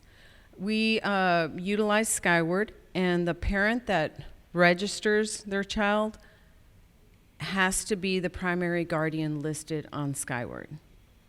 And you will encounter that. We have a lot of single parents, we have guardians, there's a lot of different situations, so you have to choose someone, and it's the primary guardian. When there's a question, please Sure. on the microphone. Okay. So that's part one. They get all the information in part one. They see a video, they can learn about the iPad, they go over our regulations, policies, etc. And then they go on to part two. I'm going to click on this link here. And this is a document that outlines both programs. In order for a student to participate, they have to pay to participate. And there's two options. Let me make that a little bit larger here. Under option one, which is the security deposit, this child or the parent can pay a one-time $40 fee. when I say one time, I really mean one time. If they pay in first grade, they never pay again. And at the end, let's say they stay with McAllen ISD all the way to 12th grade, it's refundable. They get their money back. However, they must pay for any expenses incurred to repair or replace the device. So it's a big risk for some parents, but believe it or not, about a third of our parents do select this option. It's a really good option for seniors. They're only going to be here a year, so a lot of our seniors have selected that option. The other option is to participate under the replacement benefit program. This is an annual fee of $40. There is a reduced cost for kids who qualify under the National School Lunch Program. And they are allowed 2 incidents per program period. The period runs from September 1st through August 31st. Under the first incident, we will pay for entirely all expenses for the first repair. If it is lost or stolen or non-repairable, the parent pays $100. Under the second incident, they pay 50% of the expenses incurred. It is non-refundable. So an annual fee, they don't get that money back. And you'll find that this becomes a revenue generating program. Last year, after all was said and done and we repaired and replaced, we actually had $140,000 left over. Now that was with only 7,000 devices issued. So you can imagine if you start doing the math, you'll have some money left over there. The majority do option 2, 2/3. This is a document that we give that we provide to parents, and there's some estimated costs there because they need to be aware of these costs so that they can make an informed decision.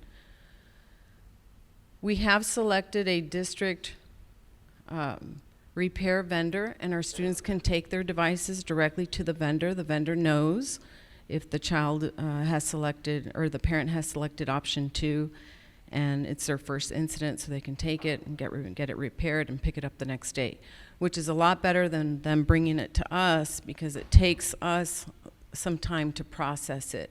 We create a work order.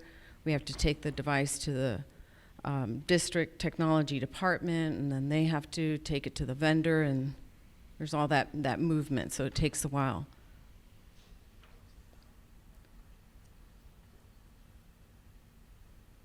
Any questions on either of the 2 programs? Okay, after they select an option, we need to make sure they have a valid email address in their Skyward account. And the reason that we need the valid email address is that we provide 5 apps per family. The 5 apps are Pages, Numbers, Keynote, iMovie, and GarageBand. We email the primary guardian the redemption codes.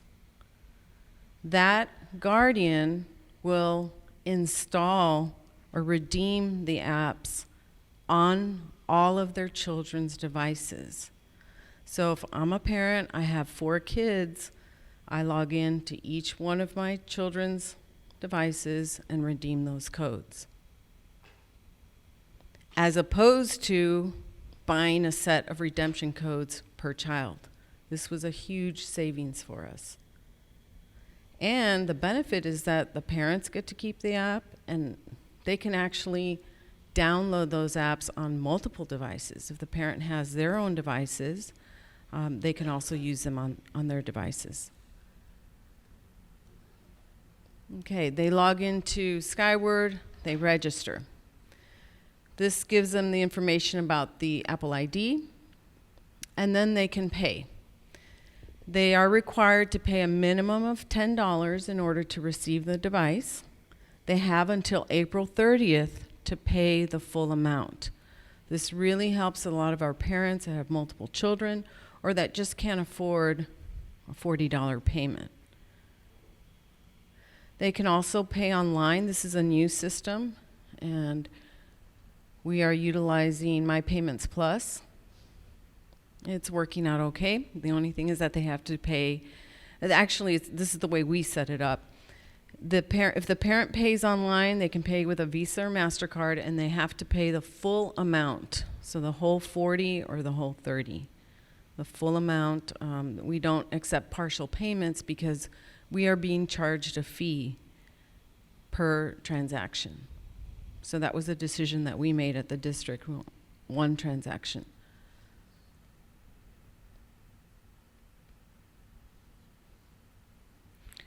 Okay, any questions on the orientation?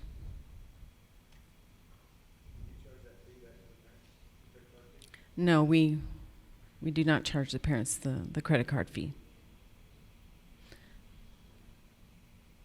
The question was, do we charge the parent the credit card fee? We do not. Yes.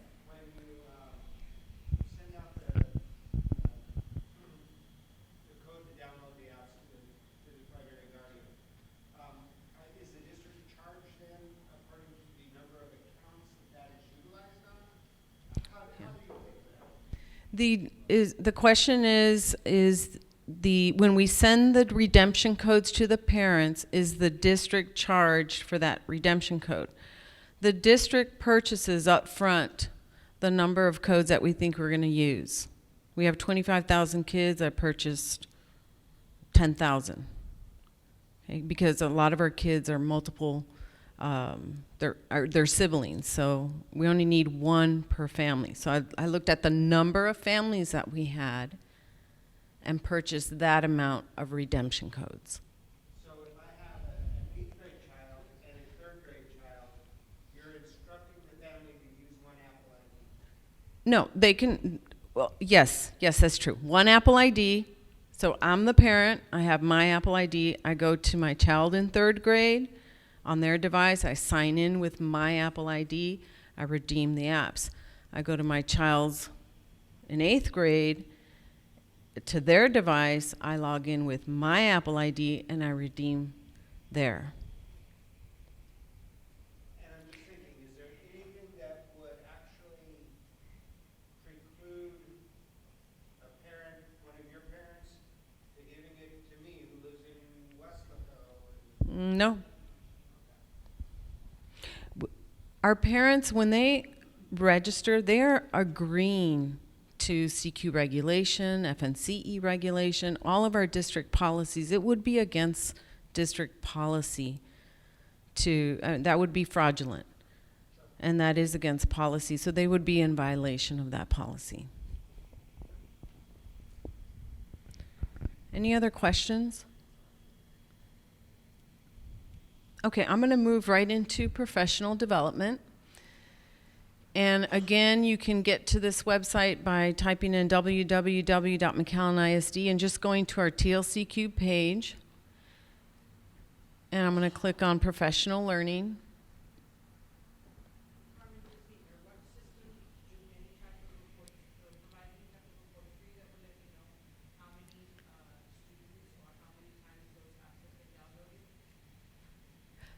The question is, does the AirWatch system provide reports that would allow us to know how many students have downloaded the apps?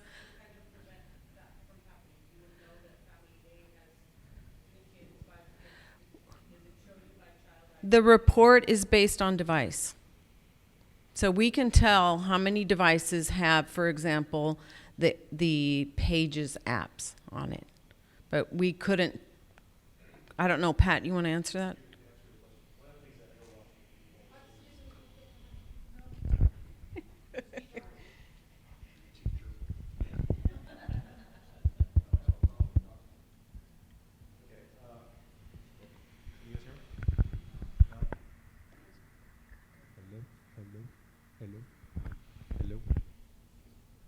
Bear? Yes, yes, better. There you go. What AirWatch will do for us, which is something that right now we're using the primitive way of sending codes to the users and all that kind of stuff. Now, on the version of AirWatch that we're on, we're going to be pushing that through AirWatch. So they'll see it on the paid or purchased apps tab on the MISD App Store that we're creating. They click on that, then it'll automatically download it, redeem the key, and put it in there. So it can be pushed out to all district, or it can be on demand as well. So, no. Well, it still ties it back to the Apple ID.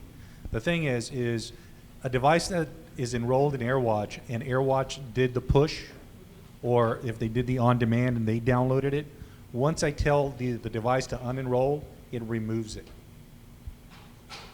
So, because it's part of the MDM. Now, because it's also tied to their iTunes account, they still have the ability to go into iTunes and download it again. Right. Because it's a redeemed, and now it belongs to them based on the iTunes EULA.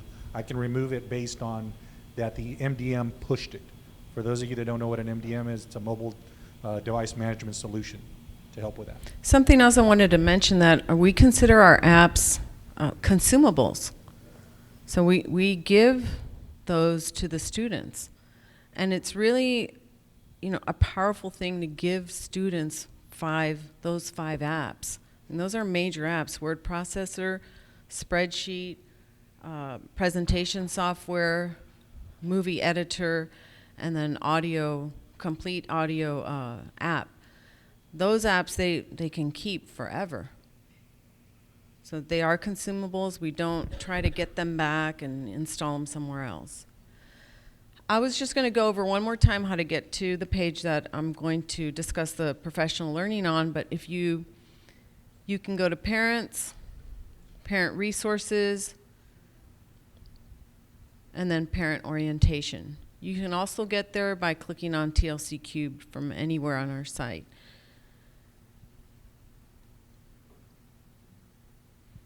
And then up at the top, there's a menu, and there's our goals and objectives, there's our frequently asked questions, there's our video, there's the mobile learning resources page, and I'm going to click on professional learning. This is just a listing of some of the professional development that we offer. I'm going to go back in a minute and talk about the professional development that we have received from ACU and Apple. I think that was it was critical to have that. And not only because they are such good providers of professional development, but because we needed someone from outside of the district to come in and talk to our teachers. I mean, our department has been there for like 16 years, in the instructional technology department, and we have wonderful trainers, but we really needed someone from outside the district to come in and talk to our teachers. I highly recommend that. We offer sessions online, face-to-face, and we provide sessions on an as-needed basis. We have had, and I really like these personally myself, but we've had groups, for example, our special ed department wanted a specific session. And I appreciate providing those sessions because you've got a group of people and they're all at the same level or they're interested in the same subject matter. They have the same type of students. And so there's the ability to collaborate more effectively is there, and to communicate and create and innovate. All that happens very nicely when you have a group like that they have a common goal. We've done that for special ed, for bilingual, for career and technology, for English teachers, math teachers, and at the varying levels.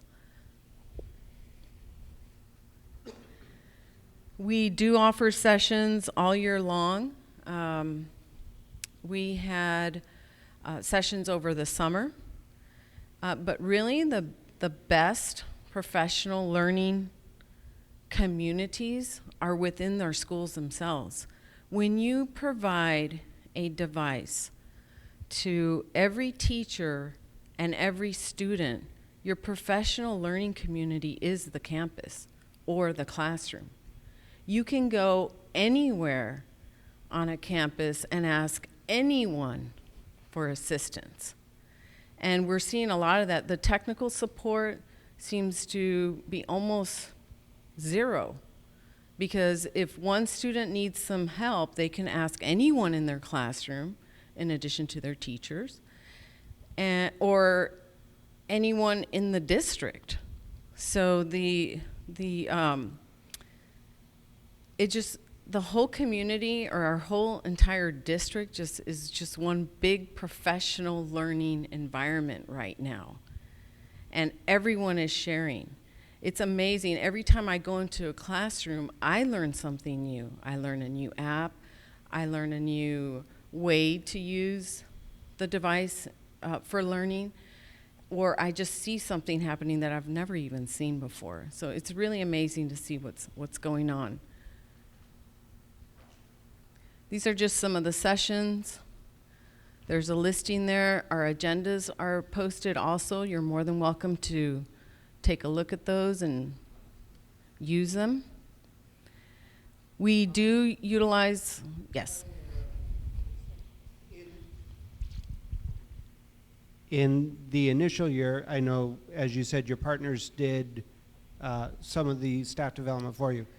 New hires to the district, as they come in, are they presented with a base level staff development by the district, or is that left up to the learning communities at the campus? It's really left up to the learning community at the campus. All of our new teachers are assigned a mentor. We tried to do that, but new teachers are coming in at a level, at varying levels actually, especially in today's economic times. We have members from corporate America coming in that have never utilized a mobile device as a learning tool.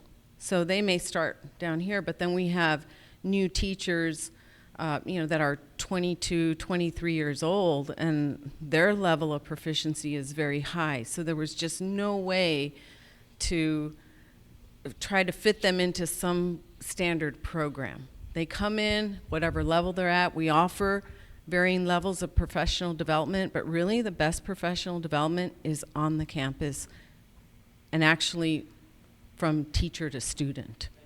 Mm-hmm. Yes. Well, I guess we have several questions. The one that I had is just, how difficult is it for a teacher to start using the iPad? Do they need a lot of training, or is it pretty much 1 hour, 2 hours for them to be comfortable with using it? We made, for them to be comfortable, it really depends on the person. We made sure that our teachers knew that they would serve as facilitators of the knowledge. So they didn't have to create everything. They didn't have to know every single app. They would learn that as they went through their first year, second year, third year, just like we learn any skill or obtain any knowledge. You have to learn by doing. But what I have seen is that the teachers are at varying levels. It's very difficult to say that they will need to have iPad basics. Some are way beyond that, even before they got the iPad. Or some can pick that up in 1 hour, where it may take some 1 week to pick that up. So it's very difficult to say. Sure. This is Rachel Atgathis. She's our assistant superintendent for curriculum. And yes, she is very happy about everything we're doing, because this is her dream come true. But in answering your question, and I think the other gentleman also, about when new teachers come in, when our new staff comes into our district during new teacher orientation, we take a day with them to show our website, where all our resources are, where our online curriculum is at, and then we take some additional time by content, taking them through the online curriculum, which we use C-Scope, and how to navigate that. So they get that support. Got them in, and she has a list for you of all the different trainings that she did online also, and it was from the very basics of where do I start, to the intermediate level, to the advanced. But I think one one training that we did, and it came from teachers giving us feedback about 2 years ago. Traditionally, we always brought a speaker in.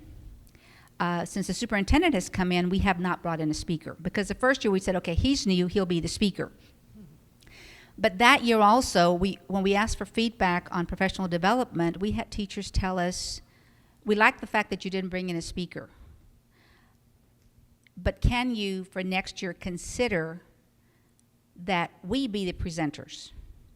So I took it to our district level site-based decision committee and said, what do you think? And they said, let's go for it. So what we did was we put out, just like any conference sets up, we said we're going to have a conference. If you would like to present, submit your proposal, and then we'll go from there. I was a little scared because I said, am I going to have enough to meet the needs of 1,600 teachers that we have in our district? We were able to fill that conference where we had anywhere from 60 to 65 sessions every hour. This year, the theme of the conference was transforming learning, and we had well over 450 sessions presented by teachers. And we said it has to be, you have to incorporate technology into it. You can do it at all different levels. So we had teachers from pre-K through high school with very catchy titles. Things like, so I got an iPad, now what? Or what do I do with this thing? And that group of 2 or 3 teachers presented to other teachers on, okay, you just received it because you just came to our district. Let me show you how to set it up. Let me show you what you can do. And the teachers were much better pleased with the training they were receiving, because we had a lot that had so many apps that they were willing to share that really they had asked, could you make it longer? This year we didn't even have a general session.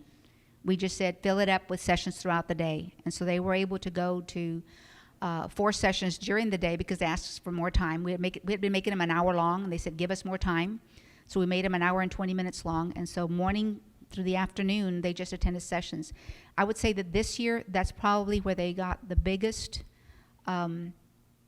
professional development, and they were able to see themselves empowered that they did know how to use the devices, and that there were staff at their campus that were that knowledgeable. Yes, sir.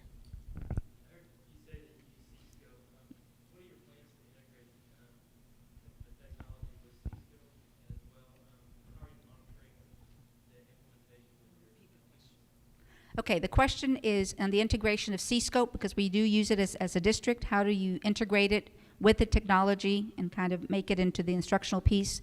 Our coordinators have been working closely with Ms. Garcia, but every time that we do any kind of training with our instructional coaches, part of the underlying rule is how are you incorporating technology into that lesson? And our next phase is we created what we refer to as a local resource document within C-Scope, to where any other resources that we have are included in there, and now it's just tying in the links so that teachers will have access to it. Part of what we're doing with the curriculum writing as we go through the year is, and every coordinator will tell you every time they come in front of me, I said, okay, where's the technology? Where's the app?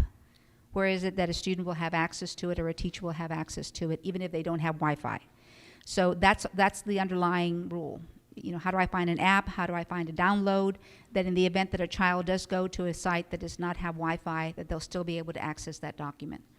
So now it's more of, as we mentioned earlier, working with ACU with that HEAT rubric. It's how are you going to infuse the technology into it? And one of the exercises that we did with teachers last summer was we asked them to bring lesson plans. I said, just select your best one that you feel, I really like this lesson, and take it through that HEAT rubric. And you may have thought it was a wonderful lesson and that it had all the components you could have thought about engaging that child, but how do you take it to the next level? And that's the next phase of our training.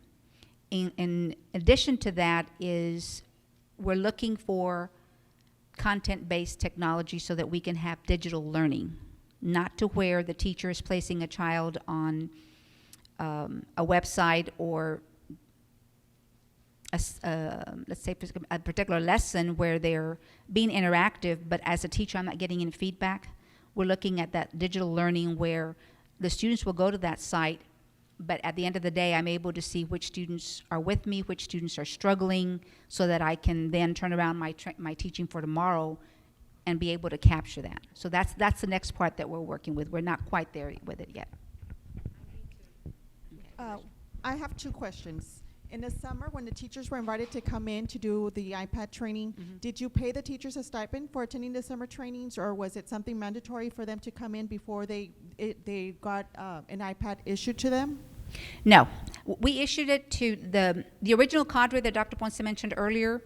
When they came in, they were just given the iPad. But of course, they had already sat through at least 6 training sessions in conjunction with ACU and Apple. The rest of the other 1,500 that received it last June 1st, as before they walked out the door, we gave it to them. We offered sessions through government's department, online, etc., but it was on their own. On their own, okay. Right. And then for the professional development during the year, the all-call for teachers, were they given a particular stipend for presenting during your district staff development? No. Okay. It was, we told them, actually, I don't think I even had the question asked. We told them up front, you know, you are the experts at it. We want you to share with your peers. And so, no, we didn't compensate them at all. What we did try to do was facilitate for them. We said, you know, if there's specific materials and supplies that you need, we called them in and said, what you're going to need, tell us the listing of things you're going to need, and we'll provide those resources for you, so it wouldn't come out of their pocket. But no, they prepared, they presented, all on their own. I need to announce a break at this point. If you want to stretch a little bit, we've got refreshments again. And the restrooms are, if you walk outside in the hallway, take an immediate right, and then, I'm sorry, a left, then a right and a right. I'll be over there to direct y'all. And these two ladies will be in the panel discussion in the last hour. We'll start up again in about 10 minutes. We want a little time for individuals to ask the board from their perspective. So we're trying to use this time for questions to be addressed to our respective board members. I think there's some mics out there, Dr. Gonzalez, and does anyone have a question for the board? No questions? A question of them? No? No one?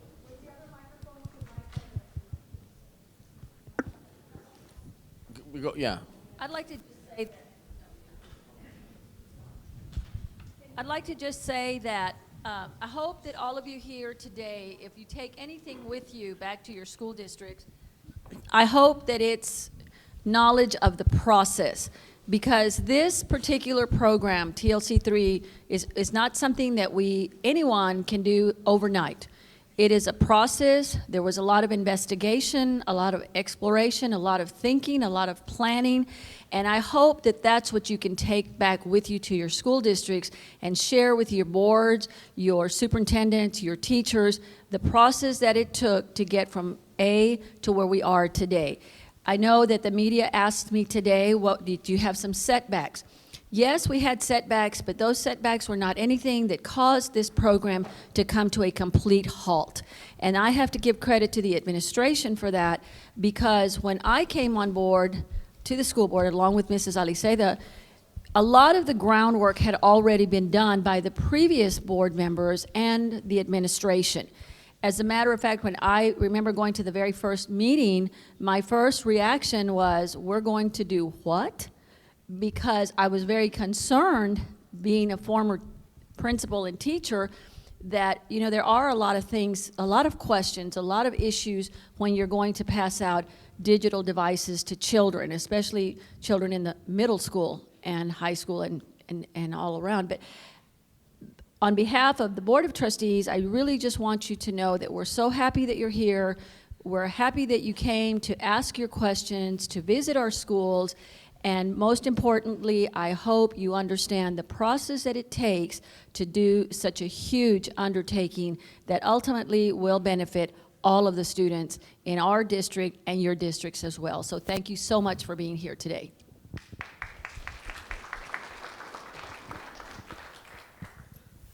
Hi, my name is Debbie Aliceda. I'm one of the board members.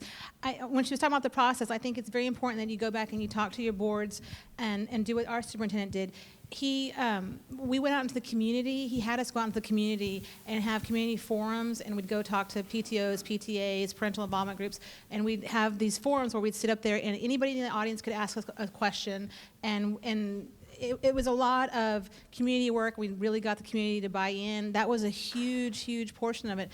But the reason that worked so well was because he had the board so informed. He had us at every meeting. We knew what Pat Carr and Carmen Garcia were doing. We could talk technology. We could talk the talk and walk the walk. And that was very, very important that you keep your board really in the know. So that when someone's in the community at HEB and they ask them something, your board member's not like, what? And then there's no, they don't trust the board to do the right decision, and they need to trust the board. You need to trust your board. Give them information.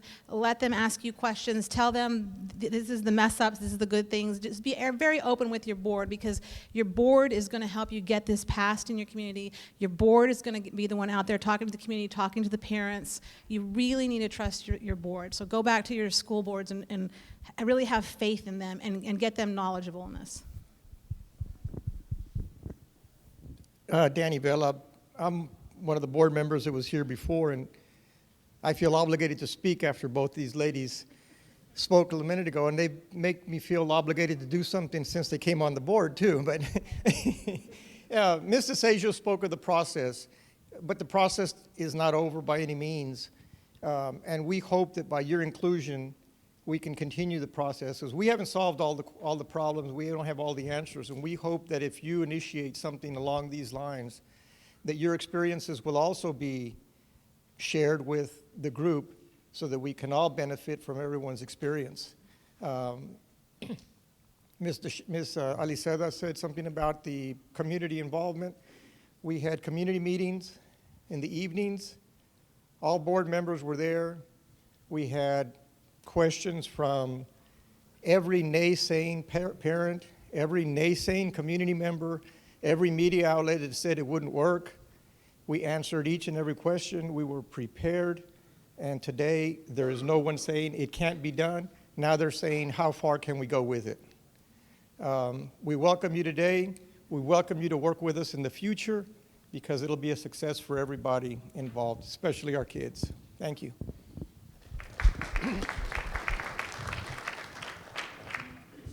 What would you say the biggest fear that y'all had when you took on the project? Please repeat that question.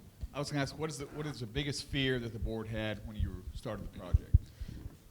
I probably would say funding, because most of the comments that we got from the community was, how are you going to pay for this? And what other programs are you going to take away from? And I think the way that the funding was set up for this program alleviated a lot of fears in the community. I would say that another issue was the maintenance of the devices. People were afraid that they would get broken, that they would get stolen, that kids are going to treat them and not respect them. And I think that in itself, also the administration, we have a process for finding the iPads should they get misplaced or lost or stolen, and we have processes in place also for sites that kids will attempt to log on to. That was another fear that the community had, a lot of questions about, well, what are you going to do if the kids get on these websites that they're not supposed to? But again, through the process, through the planning, through the investigation, and all of the work that the administration did, we were able to subside those fears that the community had. As far as my concern, I think funding was a very big part of the fear that I had. How are we going to pay for this? But once that was taken care of and planned out thoroughly, I think that we were able to move forward with it.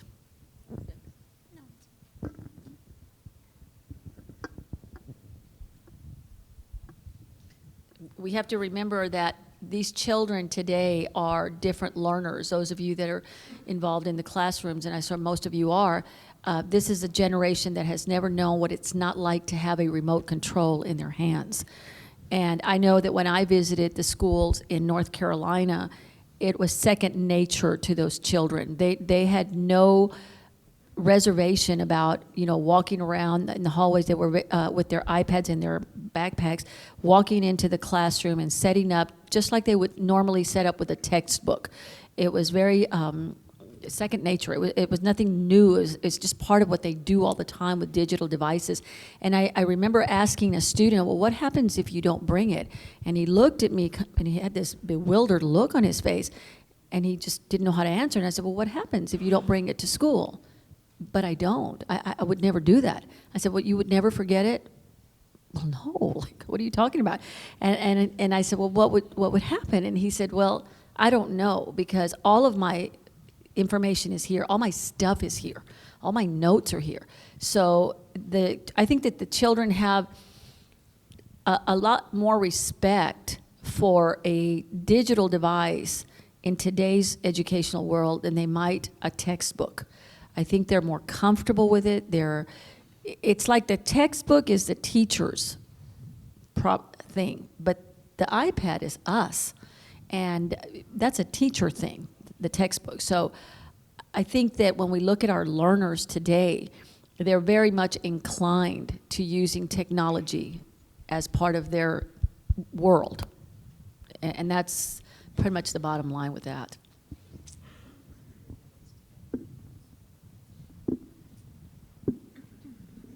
Hi, I have a question regarding the grades. I understand kids are using the iPad, a one-on-one program since preschool.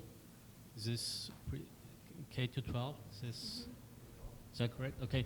Now, was there any questioning about whether the smaller kids needed like one device per student the whole time, or was it because there's the option of the carts, and sometimes in our experience we've seen that maybe the older students, high school, middle school, maybe they need a one-on-one device, but what was all the rationale behind the younger kids?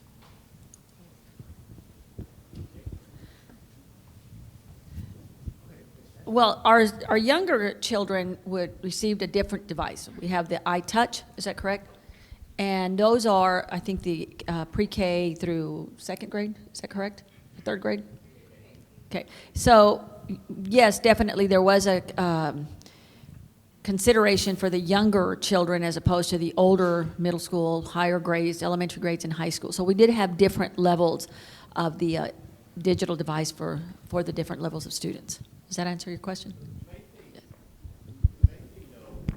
What we considered was anytime, anywhere learning. That was the question. Remember when I asked about 21st century learning? That was the question. It wasn't the device. At the very end, it came the device. But the question all along was anytime, anywhere learning. Anytime, anywhere learning. And if we have anytime, anywhere learning, and the other thing we coupled with, we said, okay, our demographically, 68% of our students socioeconomically disadvantaged. We can't leave that out of the equation. So those were the two big things that were saying if we want students not to be tethered to the brick and mortar and learning to take place beyond, that's what we started thinking. Part of the price though, and the iPad and iTouch was the price of the device, having to afford it all. Now as prices come down, we're rethinking that you can have a different device for the younger kids. But that's part of the pricing. You have to figure out what mix of devices allows you to meet whatever you can afford. And sometimes it is. We wanted to really take advantage of mobile learning, because the carts are not as mobile. Even though you see a laptop, that's not considered mobile. A laptop isn't considered mobile. So mobile, that was another convergence of I don't want to say luck, but that it just came. When we first started talking, the iPad wasn't as prominent, and then as that conversation came about, when we actually came to the point of choosing the device, the iPad was the preeminent kind of mobile device, and the most intuitive. There was all those other notepads. We talked about Kindle. We just were really trying to find what was going to be most intuitive, and what was going to be most utilized quickly by staff and students, and that's why we came about to. And then part of it is I'm not a Mac salesperson, but from my experience in education, it's always a Mac product that teachers move to. And if you're going to create, you go to a Mac product. If you're going to run processes, usually you go to another product. But that was more the conversation that took place. I think behind you. Yes, I have a question.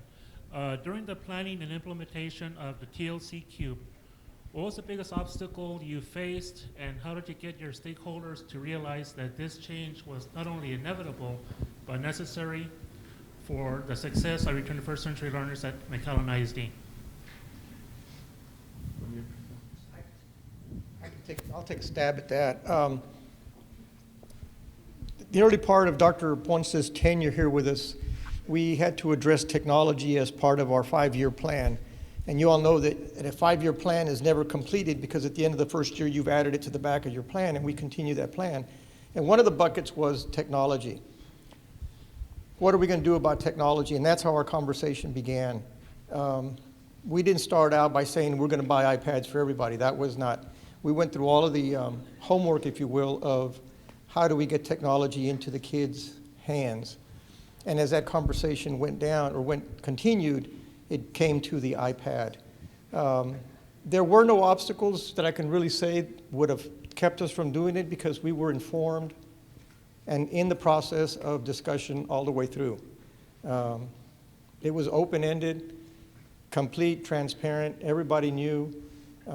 We would go out into the community and ask questions, test the fields, test the waters, if you will. And as long as that conversation is on top of the table, everything continues. So I can't say that we had any real obstacles about that. The thing that helped us too is when we called the cadre of teachers together, there were some parents also in the cadre, and there was administrators, and then we had some students there for a couple of sessions. So that really helped in knowing that. And I say organic. I can't use organic anymore. There's terms that I know. Sometimes I use some terms and they make fun of me. But we were really trying to get it to grassroots of really saying, okay, let's really listen to the teachers. And I know I've always been smart enough to know I know where we need to go, but I'm not the guy that can. I'll get us there and I'll lead it, but I'm not the guy to think it through.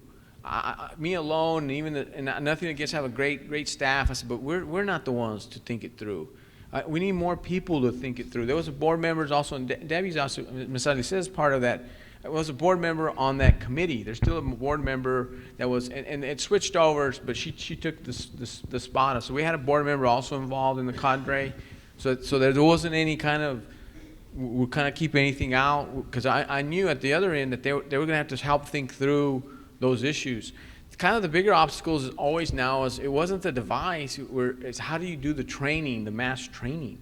And we don't even say training anymore, we say how do you keep the learning going.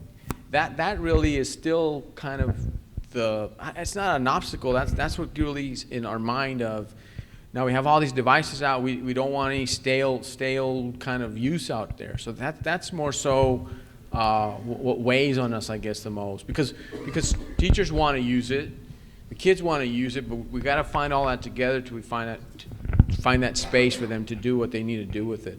But again, it was price, because you say, okay, it's a whiteboard exercise, but then you say, okay, are you going to bite the bullet to fund it? Because you have to do away with certain things.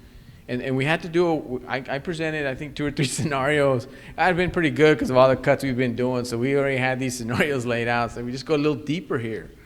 And we were saying, okay, we got to make a choice. And that was that Friday. It was from Friday to a Monday. We had them. It's like, we're going to make this choice. And when we brought them in, we talked about it. It's like, this is a big jump, but we can't take a little splash. I mean, it's not like a pebble. We're going to throw this boulder in. And see, so it was some of that I don't know if it was more obstacles. I would just say it was just points in the journey or the little process that we were like, God, do we want to lift this boulder and throw it out?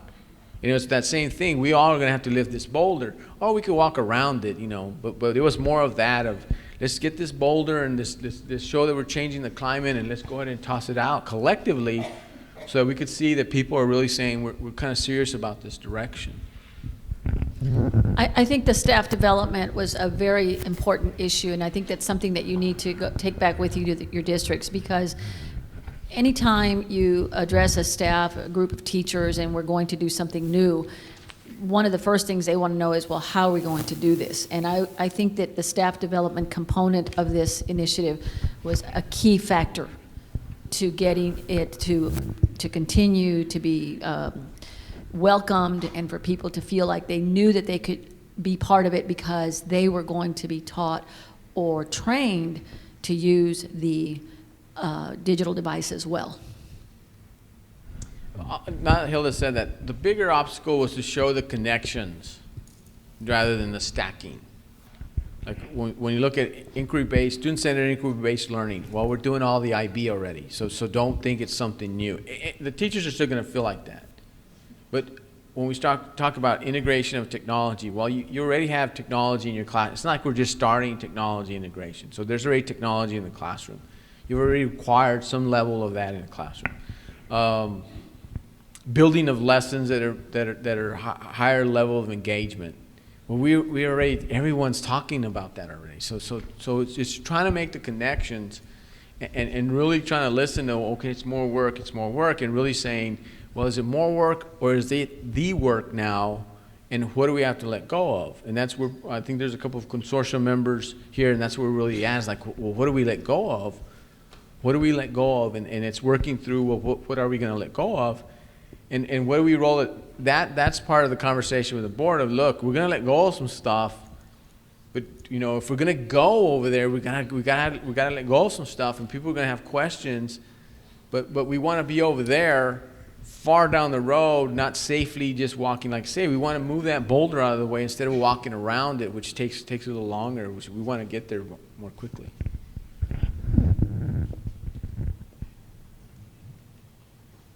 You're laying them off easy. You're laying the board off easy.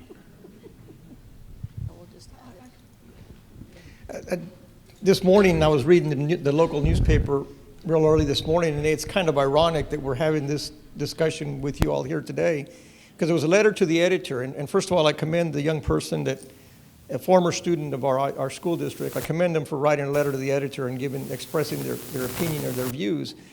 But the letter was that we were making a big mistake by giving kids iPads, and how we were using monies to buy these devices for our kids. And in the body of his letter, as I'm reading it, and I don't remember every specific point, but I'm thinking all the reasons that this person used for us that he thought we were making a mistake are the exact reasons why we should be doing what we're doing. He has two sisters in the school district. And he says, my sisters come home from school and they're on the iPad all the time. Hello? Tell me a kid who's in front of their textbook when they get home all day. Even if they're playing a game on that iPad, they're learning something. They're learning the graphics. They're learning the logic behind the game. They're learning how to go through the process of a solution on that game. So even if doing the game, they're learning something. And then this person goes on to say, they even have my mother on it. TLC3. There's a third C in there, there's a community. And if we can help our parents learn what we're doing in school, then we have accomplished the cubed part of our program. So all of the reasons that this person said, we should not be doing it are the very reasons that we need to continue to do it. And all of the monies that he says we are wasting are actually monies that are coming through savings by eliminating some of the inefficiencies in our budgets today. Textbooks, technologies. You have a table full of laptops back there and computers back there that now we have in everybody's hands. So it was kind of ironic as I read it this morning that we were going to have this discussion today. And first I started reading the letter thinking it was going to be a positive letter. But I hope that person realizes what you all have realized here today and what we've realized over the years, that we are doing the right thing for our kids. Thank you. I wanted to touch base on when you were asking about obstacles, and I was looking around. I was thinking that this is funny because one of the cadres I was at, a teacher was complaining that, well, with the textbook, you can see they're all on the exact same page, but with an iPad, you walk to the back of the class, and some people are on this page, and they're on that page, and they're on Facebook and that. And I thought, well, that's what all you teachers are doing, and that's what all y'all are doing too. Children multitask, just like you're multitasking. So why can't a teacher afford the student the same respect that administrators afford their teachers during staff meetings? So if that's what, it's just something I thought to mention, that when you're doing your training, mention to your staff that just as they are multitasking, they're still listening, they're still staying on task. So if a student in a high school class is closing something and going over here and doing something, that doesn't mean they're not on task. They're engaged. That's just one thing I want to say. Another thing I always say is when we go to these seminars, I always like saying, McAllen, it's not no child left behind, it's no child left offline. This is our stick. The gentleman had a question. Oh. In terms of funding and initially, did you have to go into the fund balance center, or it was strictly a savings? No, do you want to address? No, we never went. Yeah. There was some. What started out, because when I got here too, it was in the middle of the era funds, stimulus. So I was like, wait a minute, you gotta be a little. What's the plan? We're buying this stuff. We're buying 200 units, because I remember that was the first time we met. And he says, wait a minute, what do you?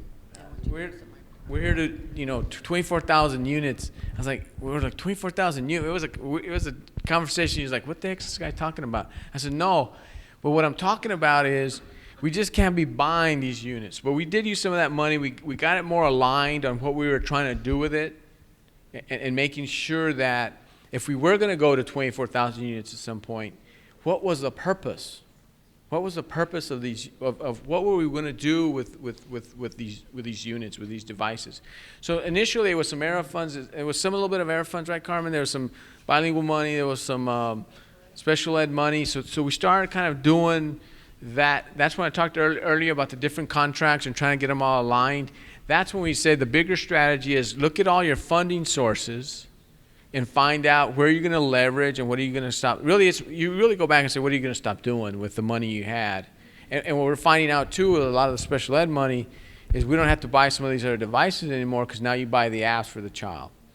So now there's some, I don't necessarily say savings. I'm careful more, and I would say cost avoidance. It's a cost you're avoiding, because when you say savings, someone's expecting to go over there and look for the $10,000. Well, no, we're still spending it. We're just avoiding that cost. We're spending it on something else. Let me transition really quickly. Mr. Canales is back there. He's a principal at the high school now, at Mac High, but he was the principal here. I want him to kind of open up a little bit, just to give you a little background. Yes, the other assistants are here, but Mr. Canales is kind of a big part of this school and the movement, so I don't want to leave him out of the equation. So he'll introduce kind of taking TLC cubed. They were a cadre school, and kind of some of the process from a site level and how it kind of tied to the district level vision, but how he had to bring it down to the site level vision, how he had to think about staff and where they were readiness levels and those kind of things. But Albert will kind of give you a background about Fossum Middle School and their efforts. Thanks, Albert. How y'all doing today? It's a big number. It's a big, nice big group this coming year. But welcome to Fossum Middle School.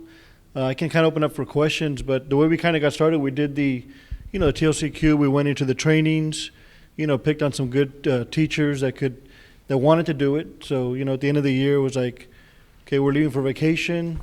Who wants to do this? Who wants to come on board? And we had a lot of people raising their hands, so we picked those key people, and then from there, you give a teacher a device, and they just they take off on it. The kids, they already know what to do with the device, so I think those are easier to train than some of our staff. But we started off that way. We started off with 10 cadre teachers, our 3 technology teachers on campus, and as soon as the kids got the devices, then we started implementing, okay, how do we take it to that next level versus We don't want it to be, here's a piece of paper, now we're going to replace the iPad with the note-taking. So it was more than just doing that. It was now, how do we take it to that next level where the kid's actually doing something different than that sheet of paper?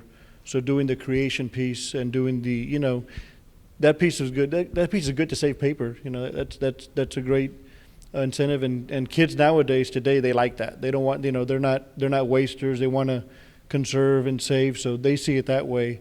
But now it's getting the kids to take it to that next level of work, and having teachers getting trained into thinking about, okay, what can we do?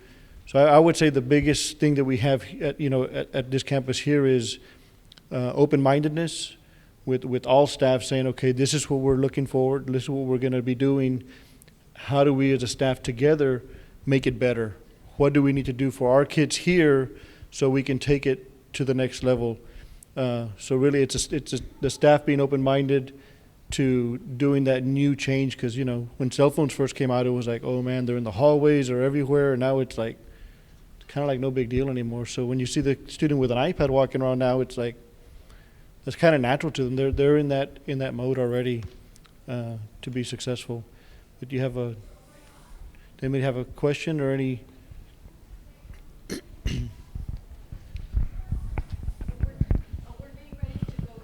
We're ready to go? Okay. So you might want to tell them about some of the things that you saw around the school. Some of the Different ways that teachers have been able to use it. We actually wow, we have. video over here, but Yeah, wow. I don't even know where to get started. We've done stuff with, we've done stuff on FaceTime with other campuses. So when we can't get to another, even teachers just collaborating with teachers. We've had teachers on FaceTime with other teachers from other campuses, doing live FaceTime, going back and forth, doing things staff development wise or troubleshooting wise. We've had students using FaceTime. We've had students creating documents on the Show Me app, teachers creating documents on Show Me app. Who's familiar with that app at all? Anybody here familiar with Show Me? Okay, doing stuff like that. And a colleague of mine, he's another principal, he said, at your school, my daughter is always learning. I said, what do you mean? I don't, tell me some more, because he said, she's always learning. I said, what do you mean? He goes, well, when we go out to eat, she's on her iPad. I said, well, what is she doing? Because, you can be playing games, and that's a method of learning, but what is she doing? She says, she's doing her math work.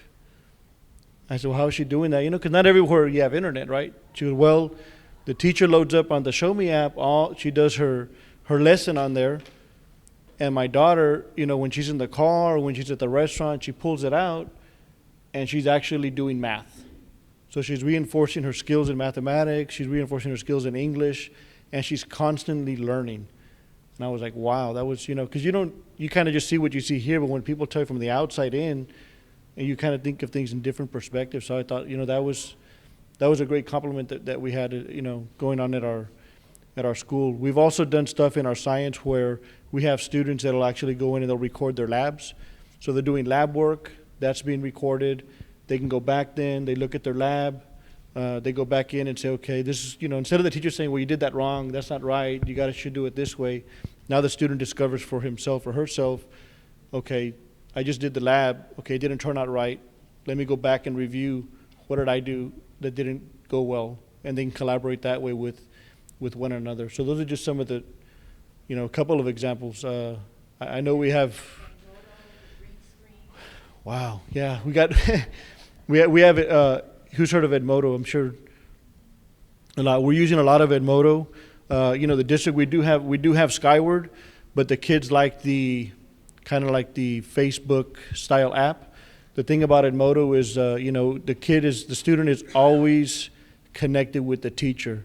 If a teacher is absent or a teacher is out, we had a teacher that was out ill maybe about, maybe a couple of weeks? Karen, a couple of weeks she was out. She was constantly in contact with her kids through Edmodo. So even though the teacher's physically not there, when the student can ask a question, the teacher can respond right away and say, this is what you need to do, I'm here. That's an easy way. So kids are always talking, always connected through Edmodo. So it's almost I would say almost school-wide that we're using that. Really trying to push it really hard, really with 6th grade, 7th grade, because those are the students that are going to keep on moving forward. And once you get a good grade level that's going to do really well, then the kids they just expect that all the way through, and that kind of trains them for the teachers in 7th grade, 8th grade, and then we have less of the get off your Facebook or you shouldn't be on that, doing those kind of things. But we're doing Edmodo, we're doing green screens. We have one in our lab. I think we placed an order for, I placed an order for 4 green screens, because if we constantly have kids in the hallway and they're videotaping each other, either with their iPad or with their video recorder, and they're constantly doing stuff. So we ordered some green screens to put up in the hallways so that we have designated sections where kids, if they want to work, versus having to come in and reserve the library or come in and reserve the lab, they can just work out in the hallways. So that's another thing that we're trying to implement here. We've got more things that we want to. Oh, that's another thing we're doing. We have an iPad repair shop here. So instead of, our kids and teachers are more than capable of starting to do some repairs on their own.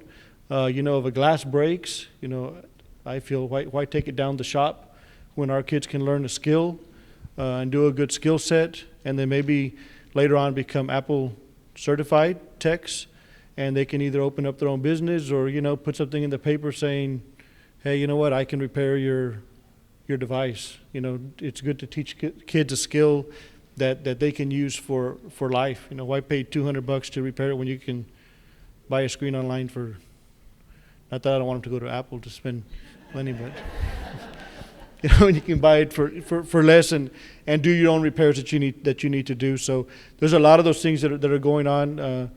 We're constantly thinking of new ideas, and the big thing is meeting with staff and then just having them brainstorm out and just saying, just do it. And if we don't succeed, then we just climb that hurdle, and then we just keep on going. And we have a good set of kids that want to do that, and we're going to limit it to 8th graders doing it. But we said, let's just, whoever wants to do it, 6th, 7th, 8th grade, let's get them started with that, and hopefully one day we'll have our own Apple certified. I'll keep on plugging that in over the repair station.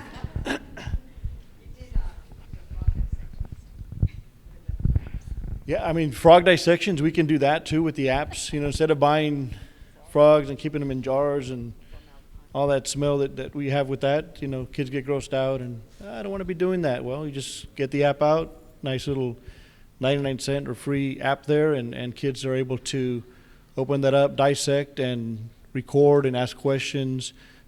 Textbooks, they can take notes, they're reading alongside. Teachers put stuff on the Edmodo, homework, PDF files. There's kind of no excuse of, well, I wasn't there. Well, okay, but you still have your device, you have FaceTime. We have a student that is ill right now, and we're trying to work that out with him, where if he can't make it to school and he needs to get connected with the teacher, then he can connect to the FaceTime and at least be part of the class, especially for kids that have, long illnesses where they're going to be out for 2-3 weeks at a time. Of course we have those homebound services, but nothing like your actual teacher and seeing your actual friends that are in your classroom to kind of get you, feeling that spirit of getting motivated to get better than, having one homebound teacher go in there for 30 minutes and you don't get to see any of your friends or anything like that. So that's just a little bit of what I just kind of just barely touched on that, but hopefully you'll see some of those things that are going on tonight. Thank you, Mr. Canales. And I just want to add a couple of things before I know we're leaving, but I want to talk to you a little bit about engagement, games, and the repair shop. Engagement, first of all, there was an article in the San Antonio paper where there are some students at McAllen Memorial High School during spring break, and the principal went to the school during spring break to, I guess, catch up on some work.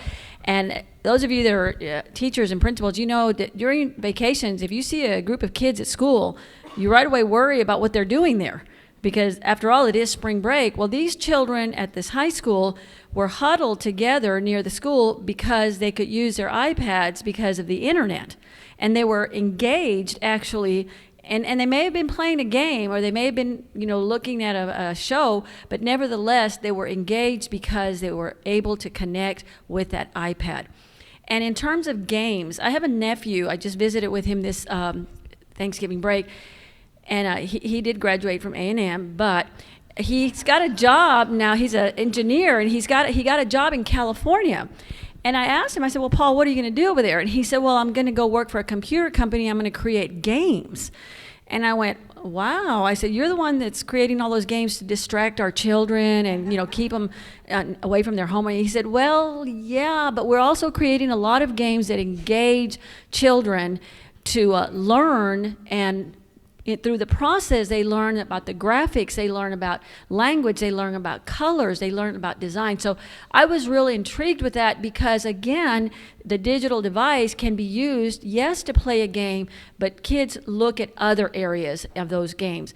And finally, I want to just mention, Mr. Canales talked about a repair shop. When we visited the school in North Carolina, one of the electives that they had at that high school was actual iPad repair. And the students took that class as an elective, and they learned how to make minor repairs to the iPads so that the teachers and the students could just take it to them, and they would actually fix the minor repairs and learn how to do that. And one of the students says, yes, my brother is in college, and he put up an ad in the college paper, and that's how he's helping to finance his some of his college expenses, because people will go to him and ask him, can you fix this for me on my iPad? So all of those are just pluses that we see in this process of TLC3. Thank you. Thank you. At this point, we have the middle school tours. Half of you are going to be joining us for the tour of the classrooms here, and we have teachers in the back of the room that are ready to go take you to visit the classrooms. And the other half is going to stay here to hear a presentation from Carmen. So I ask that those of you that are going to join the middle school teachers, if you could please stand up and go join them.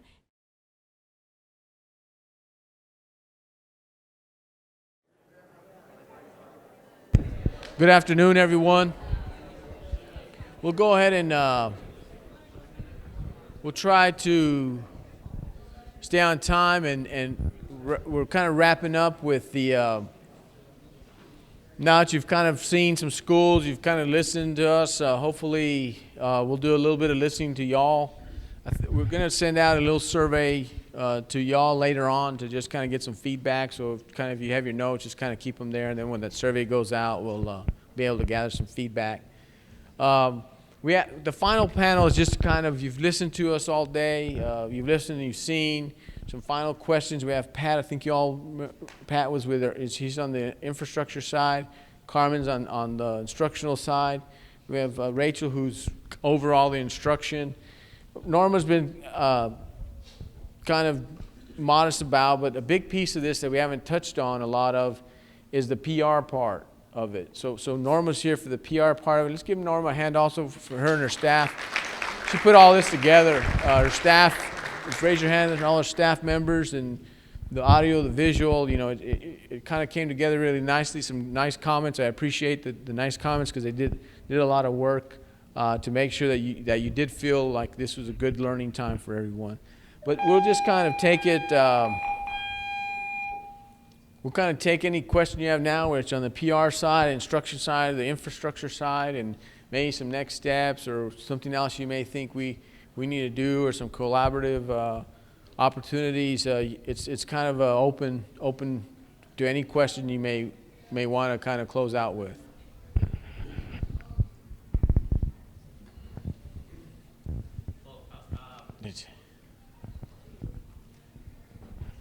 I'm interested in what you mentioned about the collaborative part. You have an event program for the conference again for March, maybe, or? Yeah, we're looking at 2 dates to do either. He's talking about a conference. Last year we had a conference. Who came to the conference last year? Yeah, there was a handful of people. We had a conference last year. We're planning to have another conference this year. We're trying a couple of new twists with the conference. We're going to maybe potentially ask y'all to present also, just so we can have a good mix. But the collaborative pieces, one is a conference, but We're also looking to say, where do you have some innovation going? So we can look at how you're getting that innovation going, or vice versa. If you want to say, hey, what I saw today, does that happen really on a daily basis? You know, it wasn't just a dog and pony, as we say. It wasn't a PDAS visit. And really say, okay, you really want to really talk to, we could set up some FaceTime. We could set something up for us to be able to collaborate in that way, to help move it along. Really, part of the effort is to have more people involved so that we can all move together at the rate that we're wanting to move together. We were talking here with Lifer, saying we have the same vendors, we have the same people. Okay, there's a place there to have that conversation about, okay, let's look at what McAllen did, and we're not trying to dominate the conversation. We're just trying to say, hey, you know, if you want us to be part of the conversation, okay. If not, if you just want us to start the conversation, that's fine also. We're just trying to find a way to help out and be of a resource, and then sometime, hopefully, on the other end, some reciprocal kind of, let's see what you all are doing so we can move in that direction. I know with Capal, I don't know if they're still here, some of that was we were working, wanting to look at, and we're going to send some people up to look at the elementary that y'all are doing with the, I guess what's the term you use? It's no grading. It's not no grading, but the standards-based, but really looking at that, it's not really first grade, second grade, right? You just move through. So we're really trying to see what that looks like, because we have the IB here. So we want to kind of move in that direction. It's very much so. We don't want to take that model. We just want to see how they're executing and making that happen. So that's what I mean with the collaboration pieces.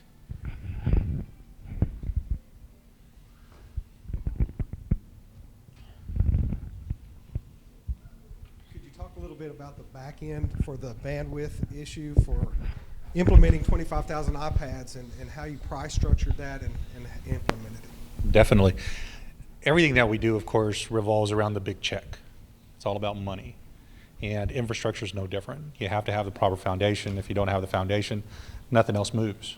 So Dr. Ponce and staff were able to come up and say, okay, what do you need? Well, I need X amount of money. And fortunately for us, we were able to see that money come to fruition to be able to afford what we're doing today. The scale of it, though, is it's very crucial that you can scale it correctly. You don't want to underscale it, but you also don't want to overscale it to where you're spending too much money and you're not getting anything out of it. So your return on investment starts at the very beginning. From whatever you put into it is what you're going to get out of it. At the same time, you want to monitor. So the monitoring is how much bandwidth are you utilizing, what peak times, what are your non-peak times, are you using it outside of the brick and mortar environment? Did you extend it beyond the traditional four walls of a school? And I can say that in our case, I think we have. And we're showing those dynamics in that kids are going home and they're continuing to use the product. And the finance is taken into effect there because you're looking at items that you're paying for that you're not getting a return at night. Now you are. The device, even though it's not on site, is still being utilized in such a manner where kids are learning 24/7.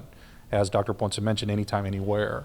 One of the things that happened to me this morning, pulling up into my building, there was school-age kids, and they came and said, "Sir, can we connect to your wireless?" I said, "Of course you can." And it's a little funny because the little girl goes, "Oh, now I can download my game." And I looked at her and she goes, "Oh, sorry, sir, educational game." So she switched it real quick. But it was neat to see. You're looking at school-age kids, you're looking at little kids that are 5 to 6 years old up to 10, 11 years old that are in that environment. And one of the things that I want to do for them is put out little picnic tables so they can sit outside and chill out, as Ms. Arcata mentioned in an earlier presentation about kids coming to our schools during spring break and not being out and about, but actually collaborating during the non-instructional period. During the break for spring break, we actually had maybe about 2,000 to 3,000 devices being utilized during spring break. Same thing with summer. We had 3,000 devices issued. Close to 3,000 devices were being used on a daily basis outside of our brick and mortar. So that also goes back into financials. Are you making money while your kids are out and about? And the answer is yes. Funding for all of this also requires that you have very good sources, not just state and local. In our case, we were able to leverage E-rate, which we're 77% as far as a discount rate. But we were able to come up with our matching funds and implement, $11 million worth of equipment on a $1-point-something million number here.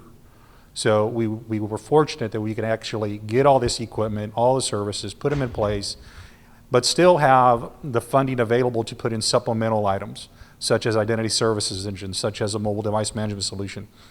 But also in turn, we are very aggressive. And I don't mean that in a bad way. What I mean is holding the partners and manufacturers accountable to where you want to go, because our success is their success. The better we make a product for them, the better we can sell it. And we become their major advertisement. And it's no secret, we've flipped a lot of people. And our product, which is our student, but all of their products become our essential items to maintain what we're doing. We have to sustain and maintain everything that we're doing. We just can't say, okay, we're going to throw in $1 million product and then hope for the best. We have to be able to continue it forward. Maintenance cost, teaching cost, all the professional development, and still be able to sell it as a product that will work in any infrastructure. And I think we've been able to develop that. Did I answer it? Who provides your internet? I'm just curious. Currently, our internet is provided by Region 1. It's the service center here in Edinburgh. Currently, we have 800 megs going to Region 1. We put out an RFP on the street for an additional 1.5 gigs of bandwidth for a secondary provider. Between now and probably summer, I'm going to guesstimate that we will hit a 2 gig mark in our bandwidth. We don't do any type of packet shaping or filtering other than the SIPA required filtering, but other than that, everything's wide open. You get YouTube, you get Facebook, you get everything we can give you. So as long as we're not breaking SIPA rules, you'll get everything we can give you. What's your monthly cost? The monthly cost for 800 megs going to Region 1 runs about $107 a year. That's pre-E-rate.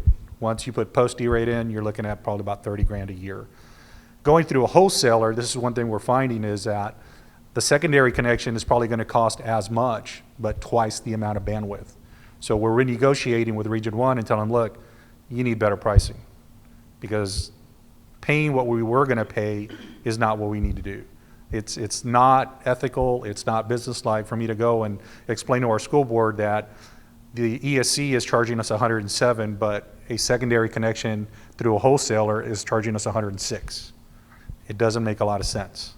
So the ESC at one time was the only place to go. But now, as we're getting bigger and other providers want a piece of us, they're coming to us and saying, okay, what can we do for you? We're requesting a 10 gig fiber from their location to our location, so we can scale up to 10 gigs. So it's changing the way we do business quite fast. I mean, very fast. Okay.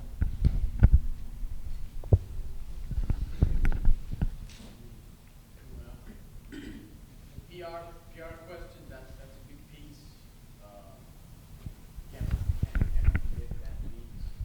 I'll just jump right in. Communications, it has totally changed the way our office is operating.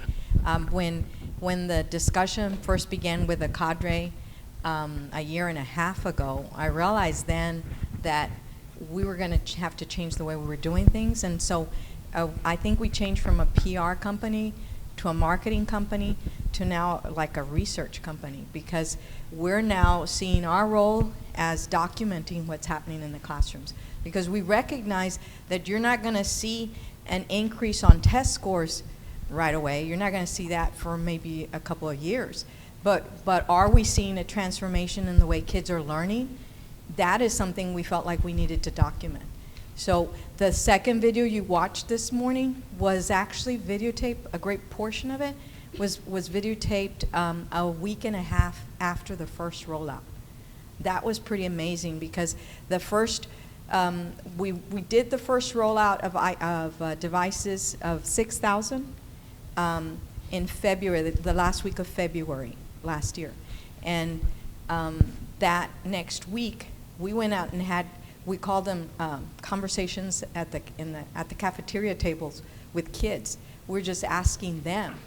Forget asking adults. We were asking the kids, and so that's where we were catching a lot of that. As far as also how we were communicating with the community, that was so important.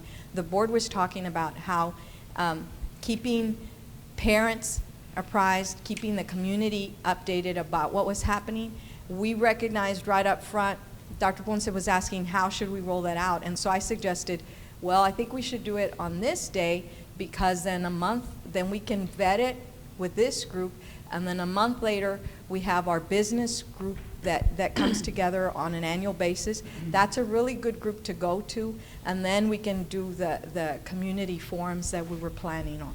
So what was good about that is that after the rollout, we had a big event where we invited key people from our community to come and hear what we were doing and why and how.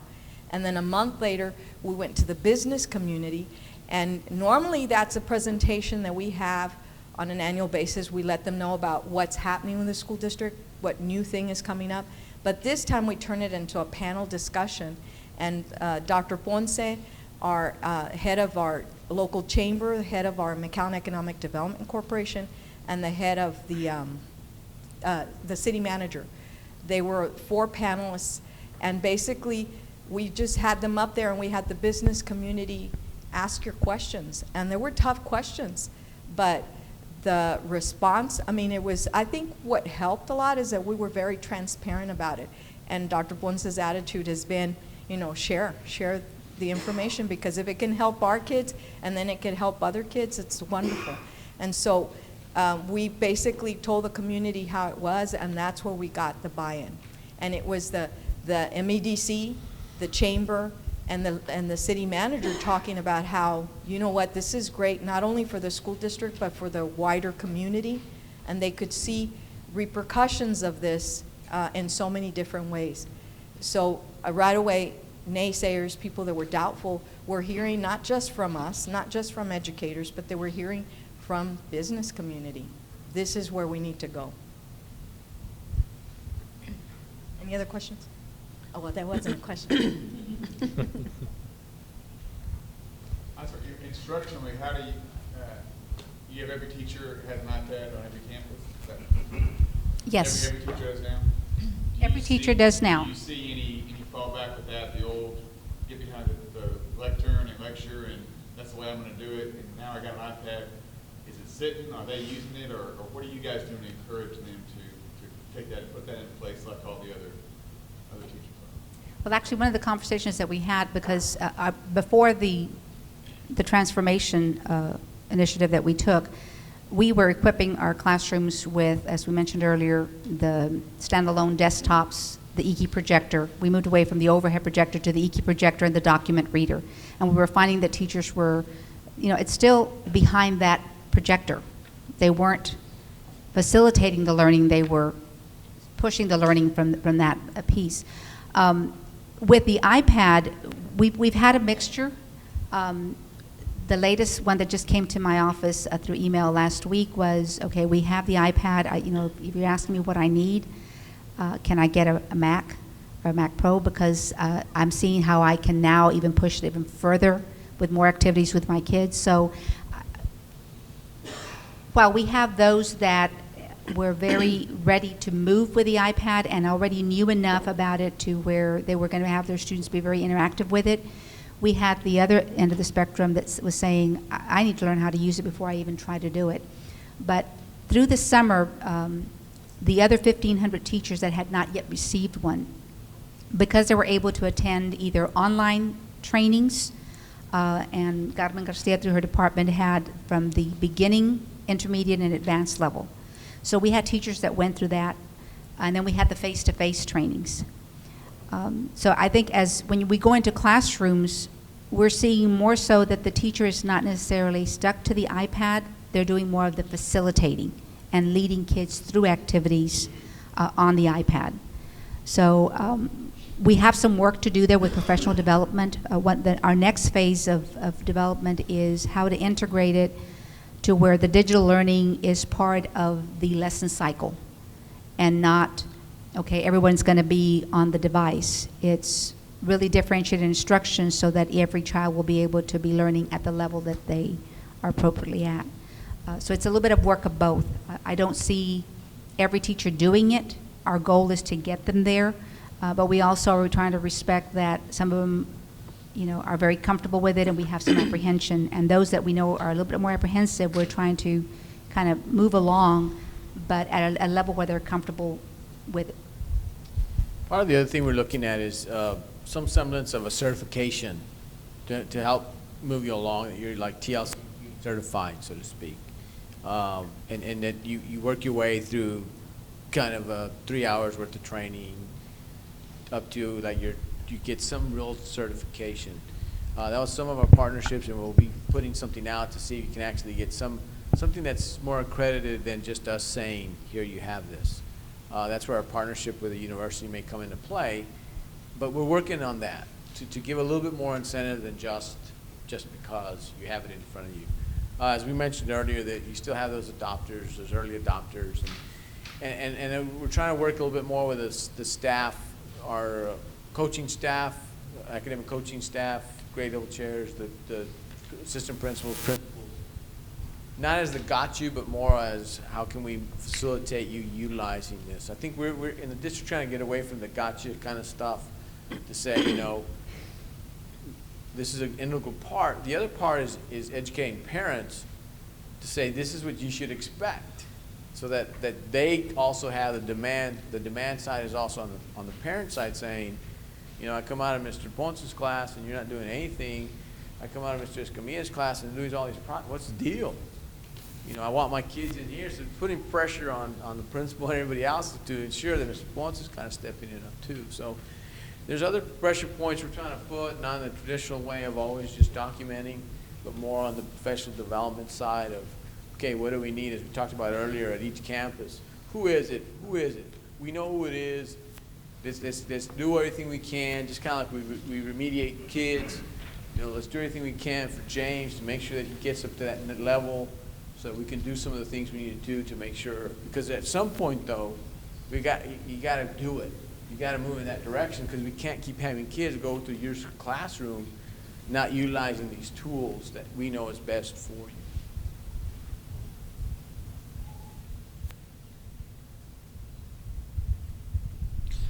It's funny that I don't think I've seen a single person not use a technology device today. At one point in time, somebody picked up their phone and checked their mail. Cool. Anything else? Any other question? I know we just want to make sure that we here and advocate last time, ask a question. Yes, ma'am. So if you had a do-over, if you had it to do all over again, what would you change? The do-over piece for me, I don't know, everybody else may ask. The do-over piece for me, and something that we're looking at now is I don't think we invested enough in professional development. I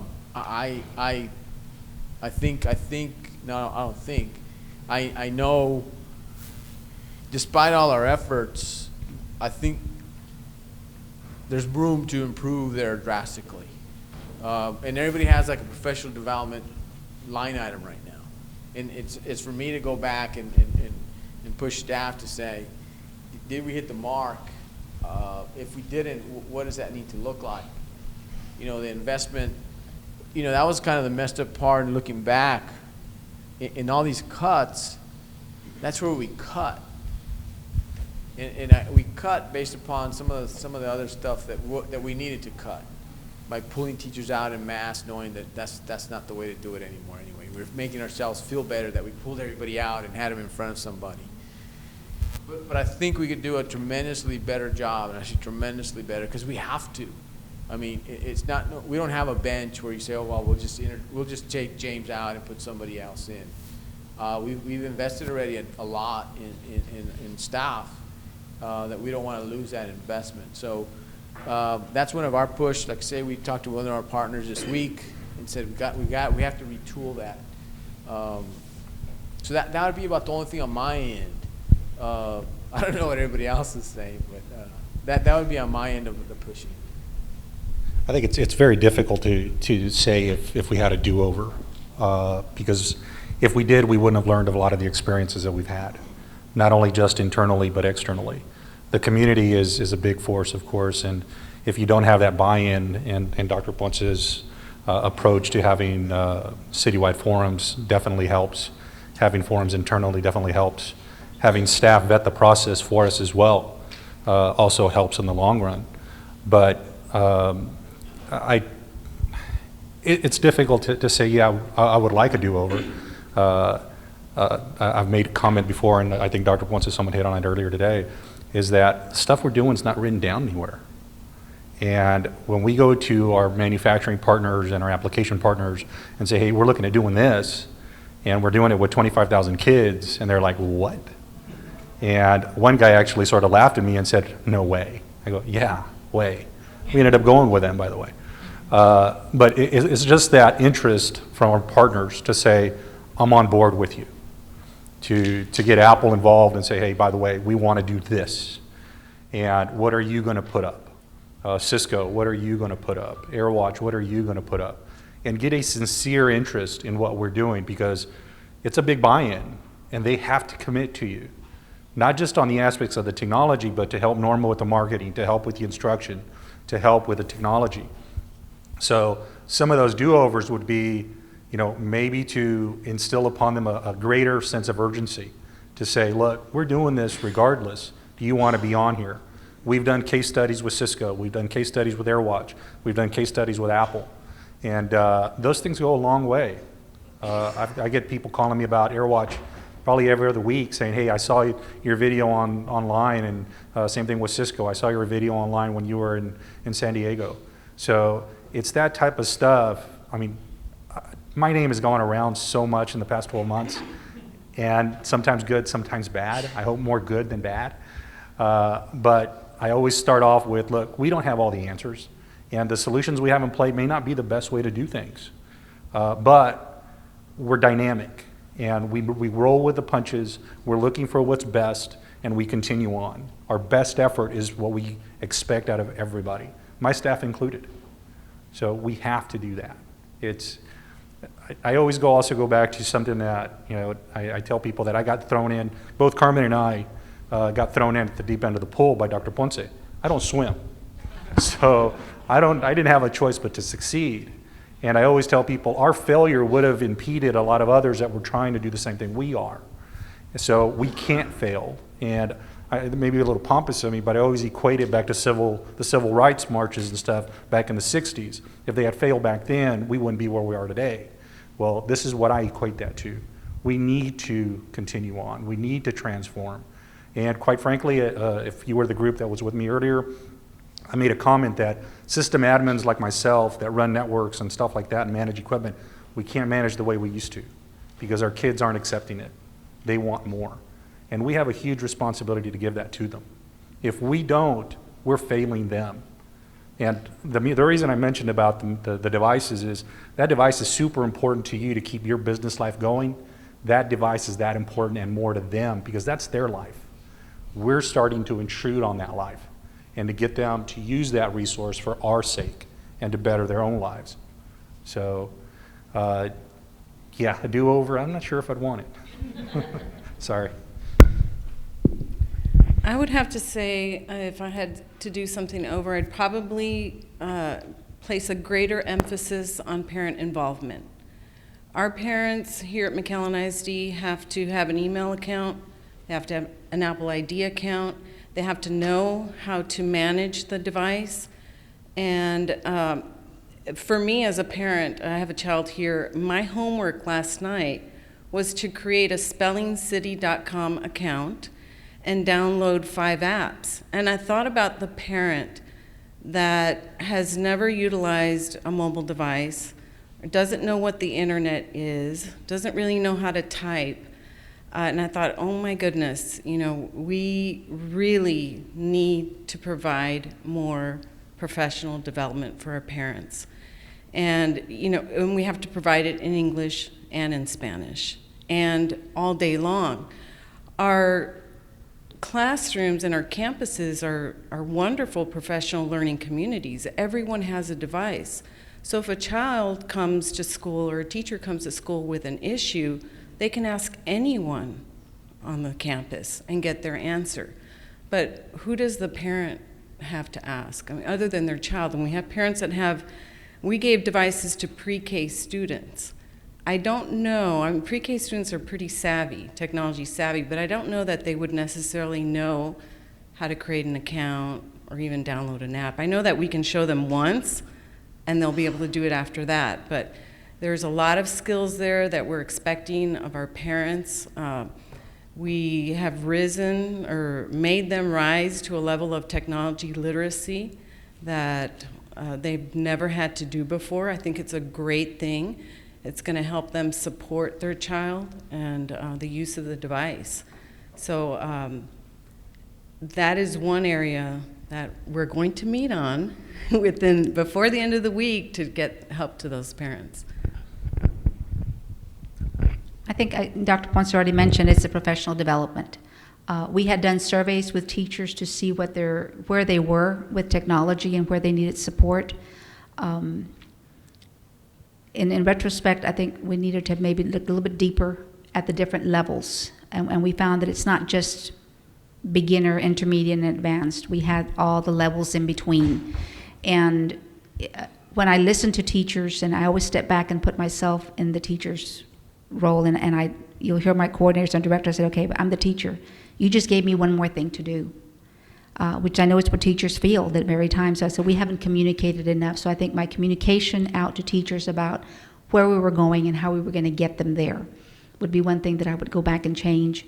And just more professional development, as Ms. Garcia mentioned, not only with the teacher, but with our parents. As educators, we've always advocated parents need to get involved. Parents aren't involved enough, and I realize that we're asking them to get involved, but we haven't given them the tools for it yet. So the parental involvement piece and the professional would be one thing that I would go back and revisit and maybe take it a little bit slower. We were moving so fast with it because we had a lot of excitement, and we had a lot of teachers that were saying, when am I next? Which is what we heard when we first put out the first cadre of teachers with the devices, the rest of the teachers saying, when do we get ours? And as Dr. Ponce mentioned earlier this morning, we kind of pushed the timeline for that reason. We were going to stage it out within 2 years. We were going to move it out in phases, and we realized we can't wait. It needs to move a little faster. So we pushed the devices out to the teachers and gave it to them before they left in the summer. So that would be one timeline that I definitely would go back and revisit.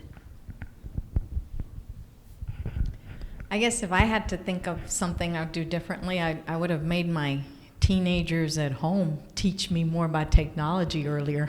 I know that I used to push them, and we were talking two different languages, and I think when I realized early on what was happening, I can't wait. I need to learn this, and I need to learn it myself, and I need to make sure that my staff is knowing it, because if my staff doesn't know it, then how can we communicate that to our parents? So that was a real key thing. Now, and it's funny that Carmen had mentioned about parents, because that's where I think I need to do more. We're talking about doing a series of videos where we're doing more training with parents and actually having or talking to Pat about making sure that we push a folder on the actual devices where parents, after the kids go to bed, parents use the iPads, and then we're training them on what they need so they step up to the next level. I believe McAllen ISD is also a C-scope district, and I guess my question would be, have you found any issues between staying with a somewhat rigid curriculum and integrating the devices in a successful manner with staying with your curriculum? I don't know that it's due to the technology. We've had C-scope in our district back since 2006, but at that time, with the administration that we had at that time, it was optional.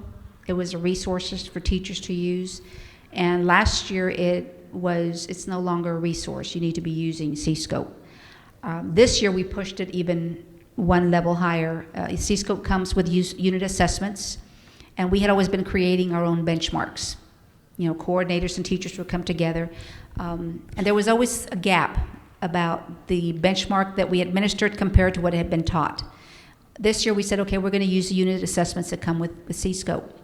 And we're still hearing a little bit of noise about, didn't quite get to that timeline. So right at this point, I would say that the technology has not really interfered with it. More so would be the resources, and does every teacher at every grade level or at every content level know the resources that are out there? And that's probably where we're lacking, that we haven't aligned all those resources to C-Scope so that the teacher doesn't have to spend time looking for them. As I mentioned earlier, that's our next phase. We have to find a way to put all those resources at a finger's touch away from the teacher so that they won't spend that time. We don't want to give the teacher more work, but if the teacher isn't aware of what's out there, they're going to be searching and surfing the web until they find things. So through content coordinators and through curriculum teams that we bring for other types of curriculum writing, that's our next phase to be able to take them to that level. You mentioned professional development being such an emphasis for everything. How many instructional technologists do you have? Do you have one per campus, or what's the? You're going to obviously keep developing your professional development department. What's going to be the end goal? Is it going to be one instructional coach per campus? What is the goal when it comes to professional development, when it comes to the instructional technology side? Actually, we have a combination of both. At the elementary level, we have a part-time instructional coach at every elementary campus. That teacher teaches half a day and is an instructional coach support for the content at the elementary level. The same thing is at the middle school. We have a teacher that teaches half a day and is a half-day instructional coach, but only in 2 disciplines, and that would be your math and science. When I come to the high school, we have 3 instructional coaches, part-time also, in English, math, and English, math, and science, excuse me. Now, in addition to that, we also placed, we have several support staff, but another one that we added at the elementary level is a student-centered inquiry-based teacher. And that teacher spends 2 days at one elementary, 2 days at another elementary, and the 5th day is when we pull them in for professional development so that they can then go back to with the campuses and share. Because we wanted the teachers to have the support on how do I do this, and not have to wait for one of my coordinators when I have only one elementary math coordinator to hit 20 campuses. We wanted them to have the support there. So those are just some of the pieces. Now on the technology side, we have technology specialists that work under Ms. Garcia that are out there at the campuses helping with instructional technology, not the infrastructure, not the hardware. That falls under Pat Carr's area, and he has support staff there. But we also place, and this is one area that both individuals have shared, and this year Mr. Carr is taking a little bit stronger lead on that, and that is a technology support at the campus. And it's an individual that the campus selected or said, who wants to do this for a stipend, and just to be the troubleshooter for that techie piece that I don't know how to get this done and I can't wait, I need it now. So that's why we placed him under Mr. Carr, because this way, if it is the hardware or my iPad locked, I don't know what to do with this, I can't get this done, someone there has enough training to be able to take care of the problem quickly. I wanted to say something regarding that. I do have a staff of 5, and they're the instructional technology specialists for the district, and I consider them like the gurus for instructional technology. But really, my expectation is that everyone become an instructional technology specialist. We may have 5 people at the district that can support all of our campuses, but everyone, from the principal to the instructional aide has to rise to that level of support.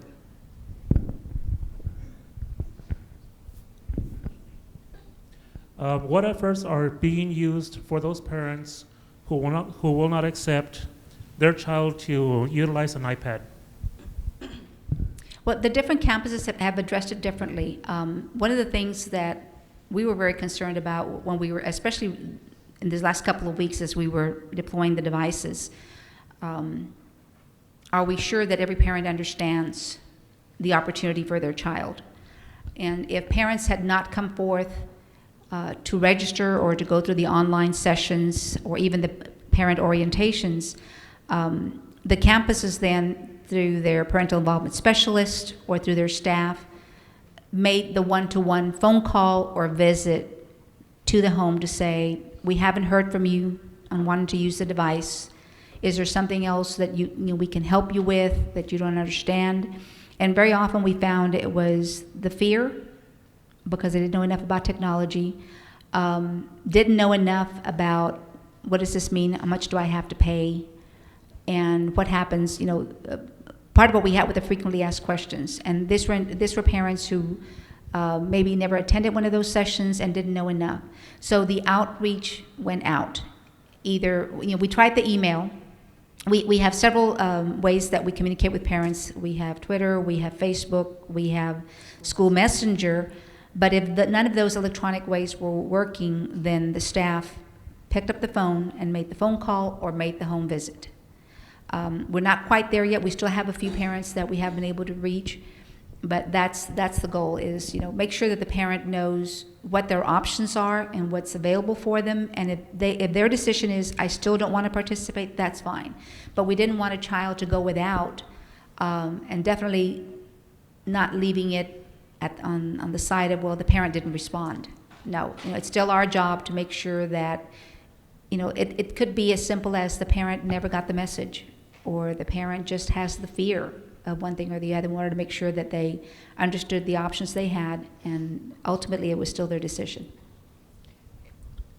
It was also educating parents about the fact that there's software, or there's a, was it AirWatch, that actually monitors content, because sometimes it was parents who were fearful that kids were going to get into inappropriate subjects, and so it was important that they know that that is part of the framework.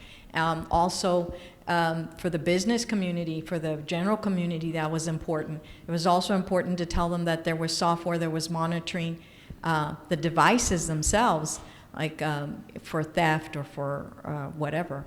I mean, there was software, I think early on there was a device that was missing, and they tracked it to the kid's locker. So, so the parents needed to know that to relieve some of the stress.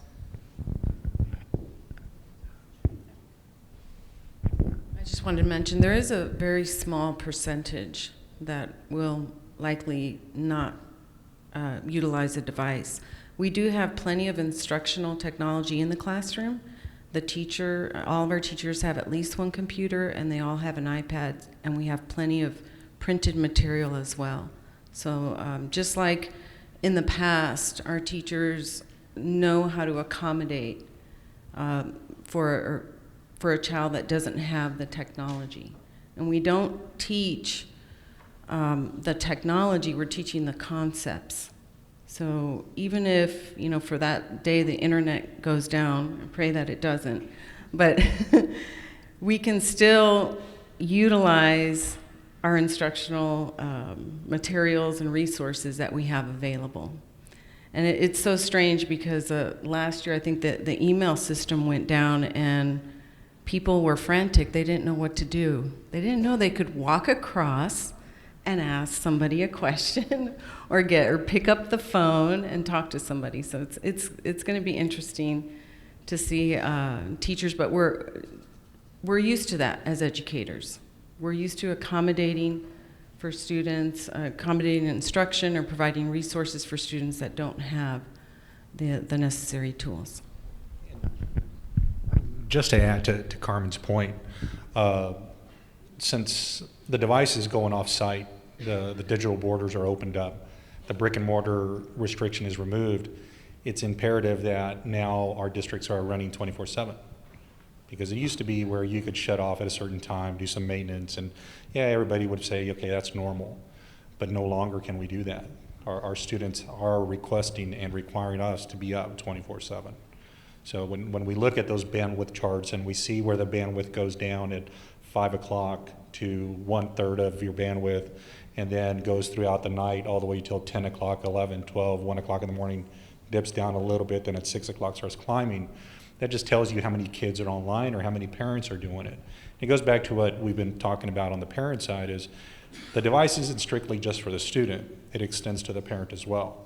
So if you can increase the knowledge of the parent, it increases their livelihood, in turn it increases the community gets bumped up, you got people coming in and trying to live in McAllen because of what we're doing, and the whole community gets involved. And you reap the benefits of all that. More businesses come into play. So the valley, as wide as it is, I feel sometimes we don't get acknowledged for just how much we have.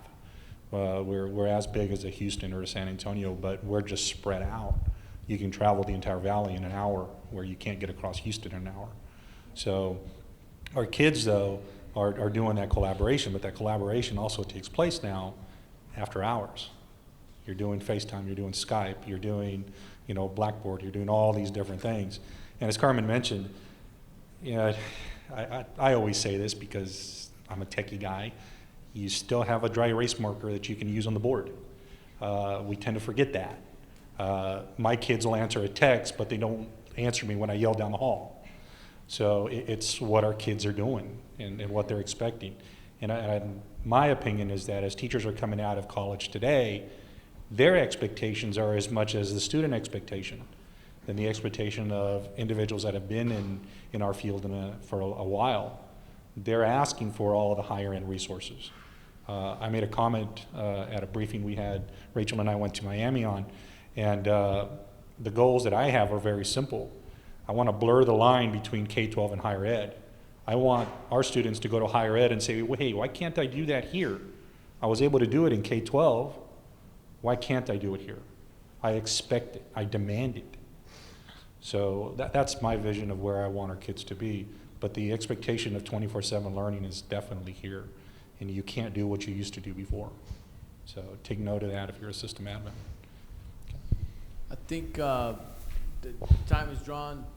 Don't want to keep, I know people have flights to catch and things to do right before, or we just want to make sure we're respectful of your time. If there's not one last burning question, I again want to thank you for making time in your busy schedule to come to McAllen, to share with us, and hopefully you've learned a little bit, and that little survey we'll send out to give us some feedback so we can learn from what you experienced. We want it to be a win-win, and look forward to future collaborative times and efforts with you all. So thanks again for today, and look forward to our continued success. Thank you.